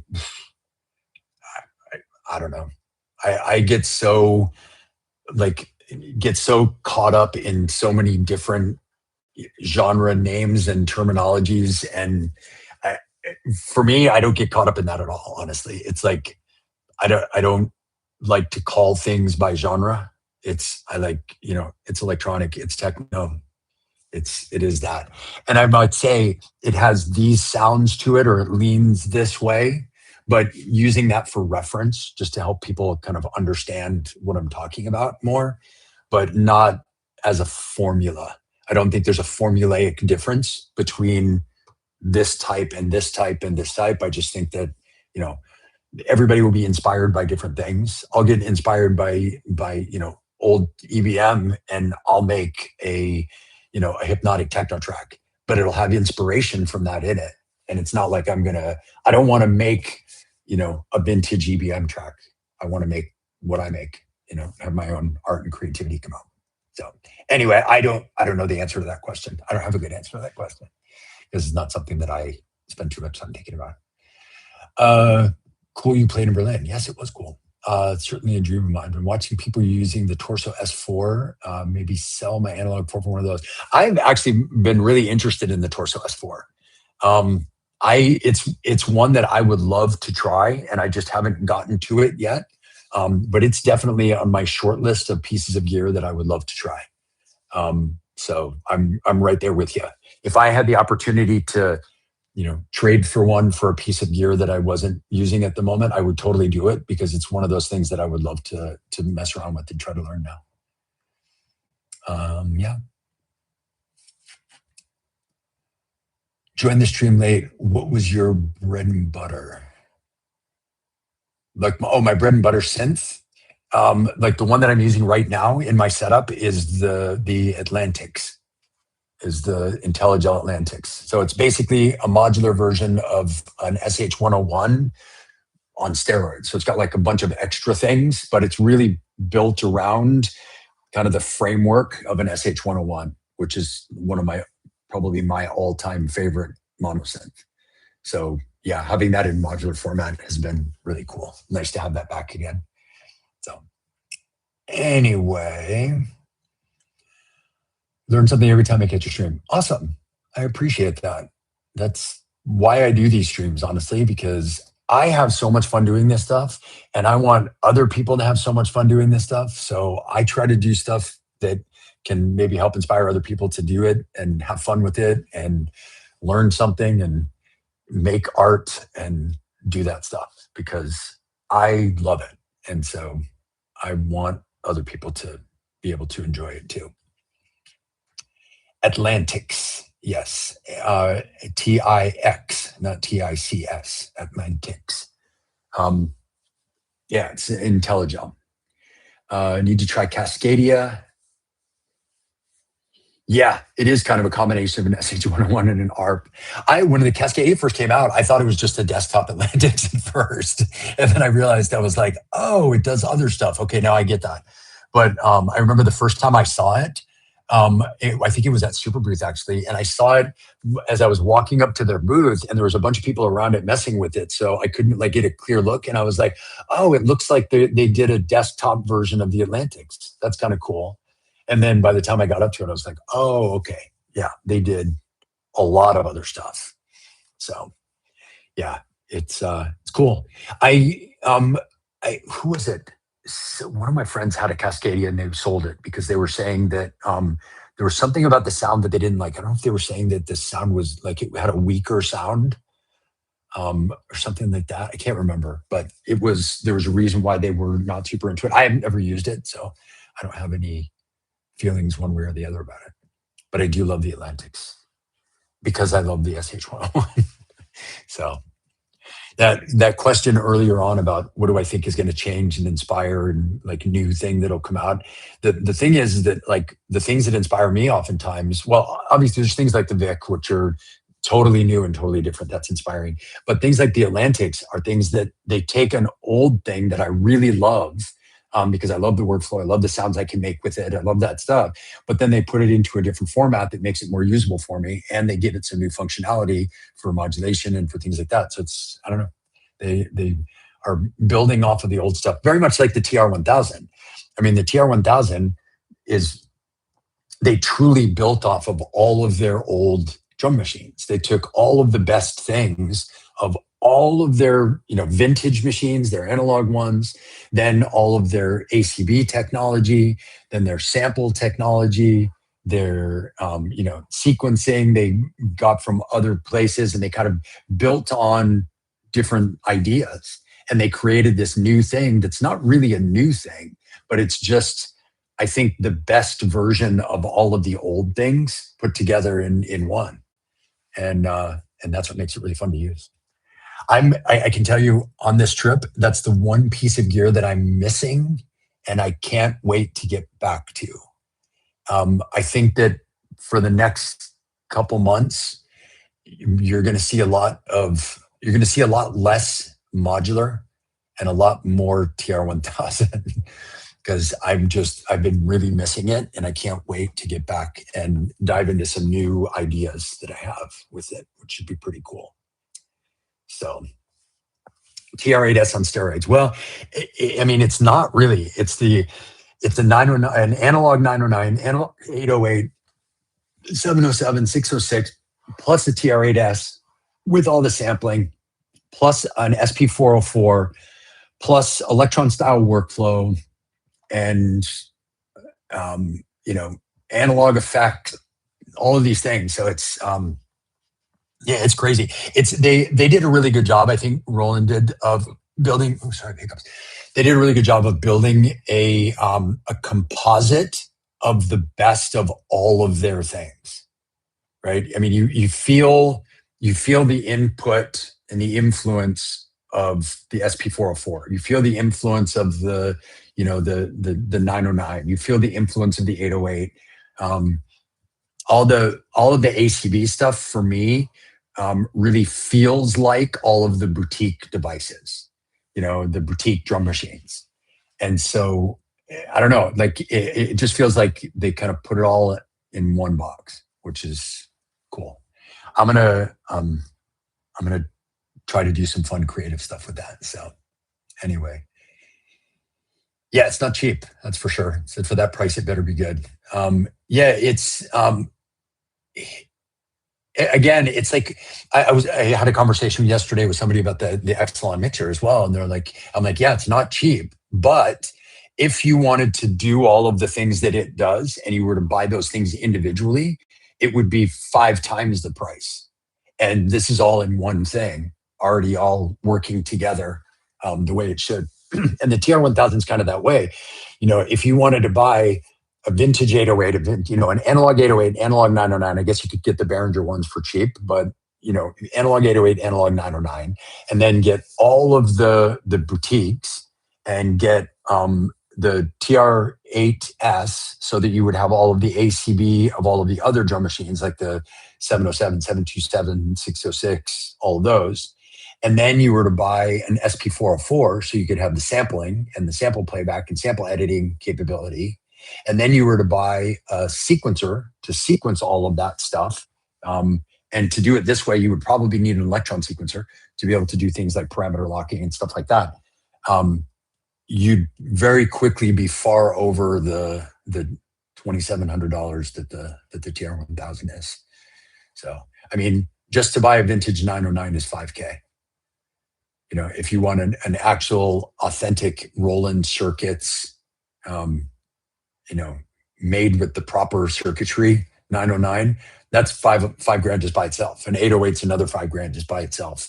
You know, a TR-8S is what, you know, 800, 1,000 if you buy it new. So it's like, it's not cheap, but it's a good deal. I guess that's the way to describe it. It's like a $100,000 Ferrari is a really good deal, but it's not cheap. And that's the kind of the same thing with this. It's like, this could easily have been $4,500, could have been $5 grand. And I think they would have sold almost as many, just because the people that are buying this, you know, are people who would have bought a vintage 909, but now they're buying this because they're getting so much more. Or maybe this, like in Speedy J's case, this in addition to a vintage 909, which now he's doing his shows with both of those on stage together. He has the 909 and the TR-1000 and is using them for different things, which is part of what inspired me to be really excited to get back to my TR-1000 to dive back into it again. So anyway, accounting for inflation, it's actually considerably cheaper than the original 909. Yeah, I think 909 was like $1,000 when it was released, if I'm not wrong. And yeah, inflation-wise, that's kind of crazy. You cede your point. I'm not arguing with you. I'm just saying. I feel like personally it's a good deal. But again, this goes back to that same thing. I'm not here to tell you what's good and bad. I'm telling you, for me, I think it's a good deal. That ain't cheap, but it's a good deal. The only friend I know who has an 808 and 909 keeps them locked in the safe. I was actually, if you go on my, I think I reposted somebody's Facebook, so it's on my Facebook. I haven't put it on Instagram yet. I did some studio time with a friend of mine, Bill Youngman, in Berlin this week, and with Sarah Summers and my friend Joseph Elmer. And there's pictures of me and Bill talking in his studio. And you look behind me in his studio, he has an 808, a 909. He's got he's got like a vintage Yamaha, I think it's DX11. As a Prophet, he's got some vintage Moogs. He's got a 707. He has a Syncussion. He has like all of this great classic gear, and it's all a working studio. Like everything's plugged in, and you just like, you want to play something, he just turns up the power, and everything's already wired into the desk, and it was very cool. So yeah, if you look in those pictures, you'll see all that stuff behind us. It was quite a studio tour. I'd also point out how fast the initial stock sold out. Frankly, if it was the Roland CEO, I'd tell the commercial director they underpriced it totally. I remember when it got announced and they said it was going to be 2,700 US. Everybody's like, "Oh, this is never going to sell. They're so stupid. What do they think? We're dumb, and nobody has that kind of money, and nobody's going to buy that." And blah blah blah blah blah blah blah blah blah. Sold out instantly. Second run sold out instantly. Third run sold out instantly. And I think right now they just sold out the fourth run. I think if you order one now, maybe it's only in the US, but I think if you order one now, you don't get one you're not going to get it until December if you order it now. And so, yeah, it's funny. It goes back to that thing about the timing, the clock issues. It's like the price thing, I think, was just their way of saying why it was okay for them to not buy it, because it was too expensive. And it's like, okay, well, if it's too expensive, then it's not the right tool for you. You know, if you need this, it's not too expensive. If you are going to use this for what it's made for, it's not too expensive. It's actually a bargain. But if you just want it to just add a piece of gear to your collection just to have, it's way too much money. You know, it's ridiculous to just have something that'll just sit there. But if you're going to be, you know, if you're a musician that's going to be using this all the time, if you're going to use it for production or performance or whatever, absolutely. You know, that's why when you look and see who has them now, like serious producers and performers all have it now. what shows you how good quality it is, like what a good machine it is, that they all have chosen to get it. And like nobody's out there complaining about the price. But if you don't need something like that, if you're not touring professionally, if you're not making music, 7 days a week, and you're not like, you don't have a music studio set up and whatever, you probably don't need it. You're right. And it's a lot of money that you wouldn't need. But yeah, I agree with you, Ted. I think it was I think they could have priced it higher. I don't know that I wouldn't say it was necessarily underpriced. I think that, but they definitely could have gone higher, you know? Yeah. And I know like a lot goes into that. I know there was conversations that we had back and forth about the pricing for the Exelon mixer as well. Because it's like there's this debate about like, if you price it too low, you make so little on each one that in order to make it work for your company, you have to sell so many in order to make the numbers work. But then if you price it too high in order to make more money off of each one, then you may not sell, or you definitely won't sell as many. But the trick is finding where's that number? What's the right number where it's expensive enough that you can pay your bills by selling a realistic amount of them. You don't have to like sell one to every human on the planet in order to keep your company afloat. Or the other side of it is, do you just go for the elite thing and say, we're going to, Roland could have said, we're going to charge $10,000 for this thing. And they would need to sell a fifth as many of them. And so no kind of average user would ever get one. But all of the top musicians and top studios would all still get one. So I'm sure they were thinking that way too. They could have gone that route. Like nobody's goal is to sell a high number of things and jack up your production costs, just so you can price it low enough to just barely cover your costs, if that makes sense, right? And I also don't think that companies go in and say, how high can we jack up the price? I think that there's always this back and forth about, well, if we go too high, less people will buy. If we go too low, we can't cover, we don't make enough to keep the company going. Like we may cover the cost, but we're not going to sell things at cost. We need money to keep the company afloat. So like, what's that balance? So I know that conversation comes up a lot. Let's see. Yeah, it was sold out in minutes. Let's see. There's a part of your Funkwer cassette that I thought was maybe inspired by Sarah Summers. Oh, I saw you comment that. When I went back and looked at the comments afterwards, I saw your comment that it sounded Sarah Summers influence. I don't even remember when that was because I wasn't reading the comments while I was watching the video. Because I don't think the comments come up live on the replay. So I just saw that. So I don't know when it was in the set, but maybe. I mean, every piece of music that we make, we're inspired by everything that's in our lives. And so I've listened to Sarah's music, so I was probably inspired by something Sarah did. And I had actually just seen a couple of videos of her playing a couple of days prior at the Rave of the Planet event, the new Love Parade. So maybe it was. Who knows? Who knows where inspiration comes from? People confuse overpriced with what I can afford. Yeah, it goes back to the for me thing.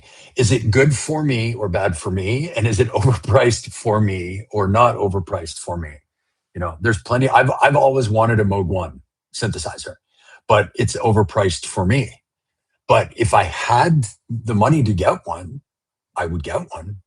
But it's not that it's overpriced. It's that it's overpriced for me, right? See also Bricasti. Yes. It's a virtuous cycle. Yes. Yeah. And it's like we all want really high quality stuff that's really cheap. And that's just not a reality like that can happen. We can either have cheap quality stuff that's really cheap, or high quality stuff that kind of costs what it costs. Like with the Exelon, that was one of the things with this mixer. Like there's other analog mixers out there, not that do what this one does, but there's other analog mixers out there that are options that are way cheaper. But when you look at the components that they use versus the components that Adam used in the Exelon SL, it's like it's not even a thing, because when he set out to make that, the top priorities, number one priority more than anything else with making that mixer was that it had to sound amazing. That was the first priority before anything else. And then it had to be portable was the next one. And then with that sound amazing and portable form factor, then it became, okay, now what can it do? What can we put in this, in something that needs to stay this size to be portable and needs to sound amazing? What can that be? And so he basically used, like, all the components are pro quality, like what you would find in a studio, like a recording studio desk, but they're miniaturized versions of those components, which are even more expensive because they're miniaturized. But the sound quality is phenomenal, and so that's the big thing. Just had to sound really good. So more than anything else. It's like you said, it's going to be a workhorse, then there isn't much that's overpriced. You just have to, yeah, it's the same. It's like anything. Like some people need these tools for their job. So when I say need, right, there's all this talk about, like, well, you don't need anything. You can be an artist and blah, blah, blah. Yes, absolutely. You totally can. But if you're going to be somebody who's going to be making music on a regular basis, whether it's for your job or your side thing or your favorite hobby or whatever, there are certain tools for that job. So when you see artists like Speedy J using a TR-1000, for him, that's a tool of the trade. That's like if you are a carpenter, you're going to have really good tools. You're going to have really good saws and hammers and, whatever, things for shaping wood, whatever, like sculpting wood, chisels. Like you're going to have the right tools for your trade. If you're a painter, you're not going to have cheap brushes. You're going to have the best brushes. You're going to have the ones that work best for what you do.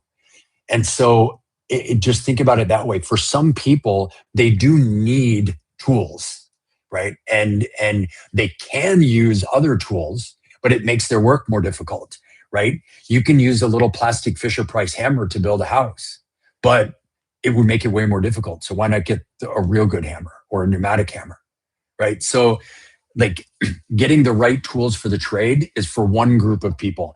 Then there's other people that are getting something because they can. And then it's like, okay, you don't need that, but if you can, then it's not overpriced. Then it just becomes the idea of, what can you afford and what do you want to pay for? What do you want to buy? Right? So anyway, Digitax is like that for me. I agree. Digitax is a great workhorse piece of gear, and cheap. I mean, cheap's relative. Like Digitax 2 is $1,000. A 1 is cheap now, which is pretty good, but it's still not cheap. So, it's all money. It all kind of comes down to what you can afford, for sure. Let's see. I think the most important point with Exelon is that it arrives to take a place long overdue needed, because it's what we always had, either performance in studio or DJ mixer room, both. Yeah. And that was the thing. The first conversation that I ever had with Adam was that when I met him at NobCon and I was talking to him about the Exelon mixer, and he was familiar with like what I do, and we were talking about performing, and he asked me, what do you think is missing? And I said, what's missing is a standalone mixer that's made for electronic performance. And he said, oh, that's interesting. I've been working on designing one. We should talk. And that's how the whole conversation went. And it came out of that thing that there was an unfilled need.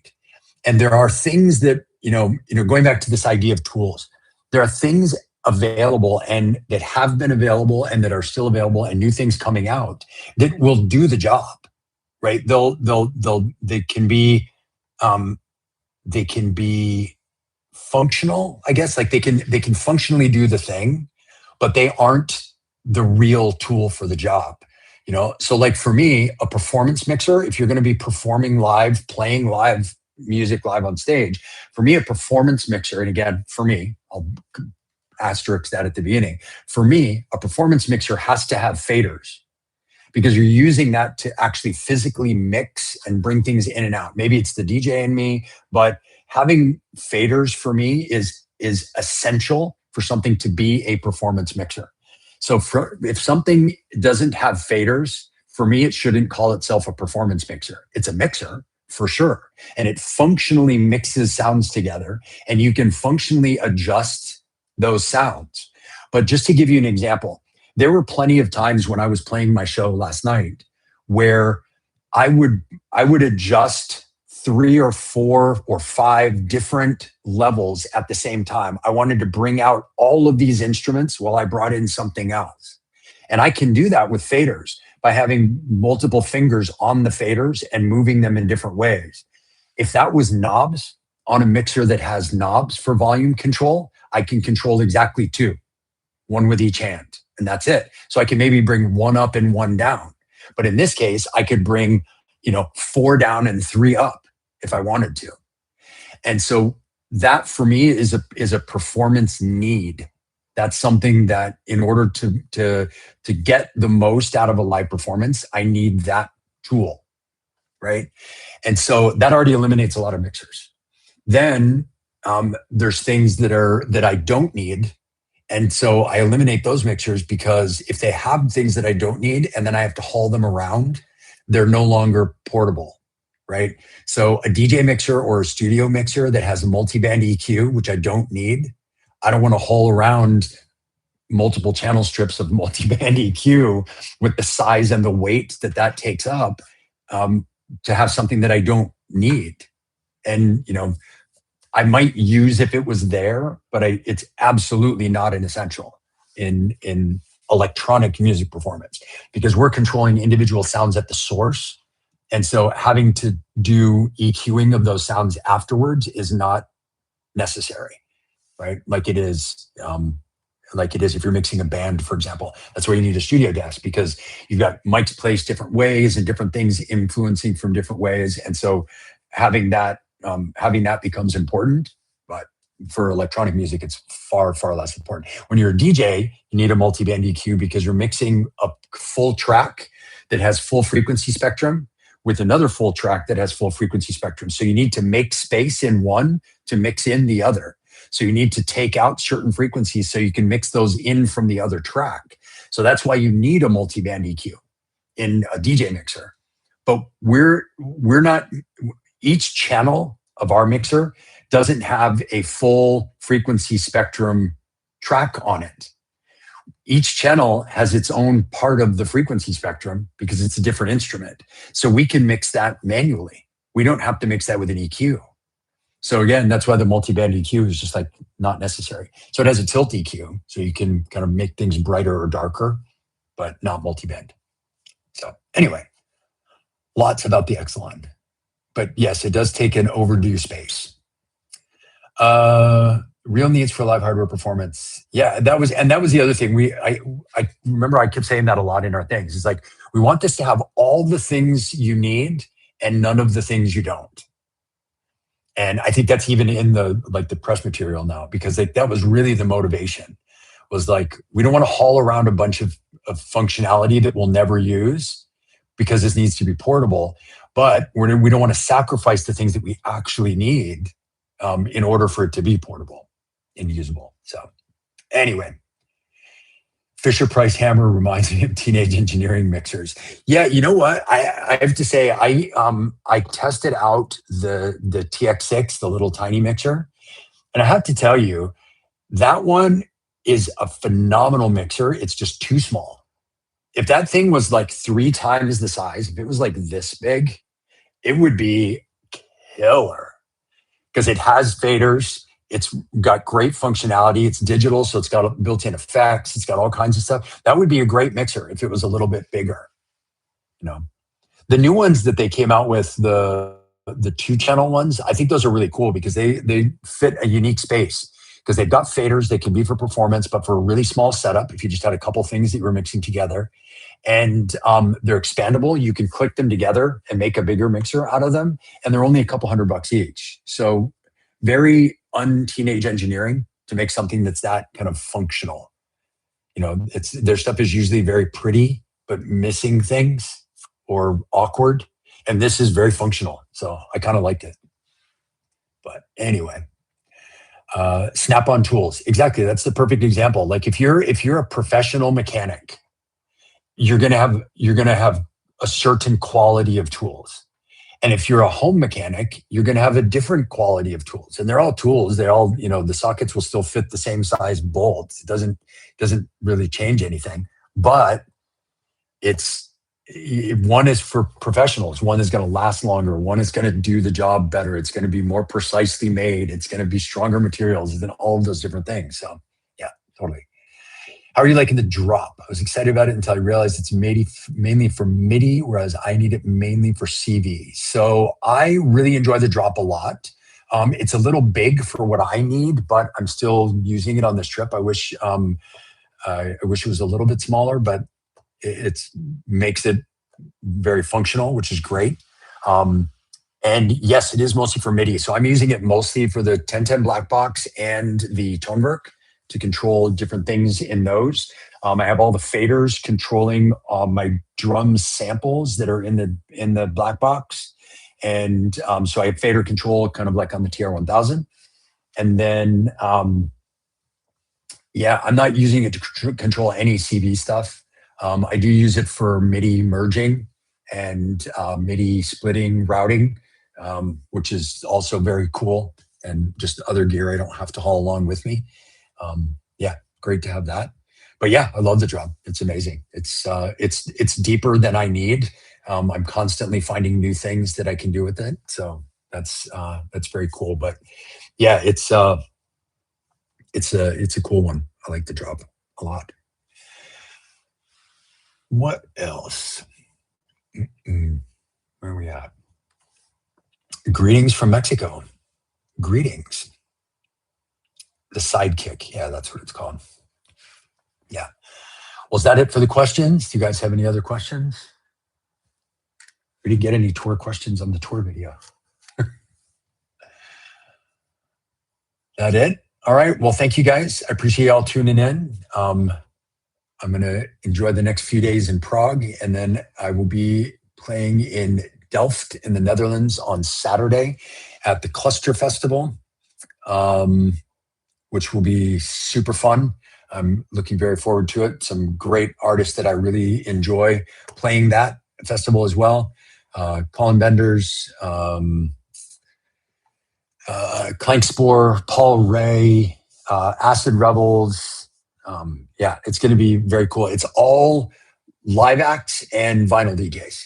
So it's an interesting combination, super cool, and I'm very excited for it. So if you're in the area, I know that Ruffian was on here a little while ago. I know he's in that area and planning on coming. If you're in that area, maybe Lorenzo might be able to come as well. But yeah, if you're in the Delft, Netherlands area on Saturday, I play at 4:30 p.m. On the court stage. And I will see you all then if you're there. If not, I will see you on the next live stream. Don't forget to sign up for the courses if you want. Again, September is the last one of the year. So sign up now. And if for some reason you can't make the September one, it's not a problem. Sign up now and I can move you to another one when another one comes up, whenever it works out for your schedule. But jump in to get the discount now, which is Live 2026 at checkout. And you get $50 off any one of the courses. So cool. You guys have a wonderful rest of your weekend, which I guess it's the end of the weekend for everybody here in Europe. And we'll talk to you again soon. Thanks very much. Take care.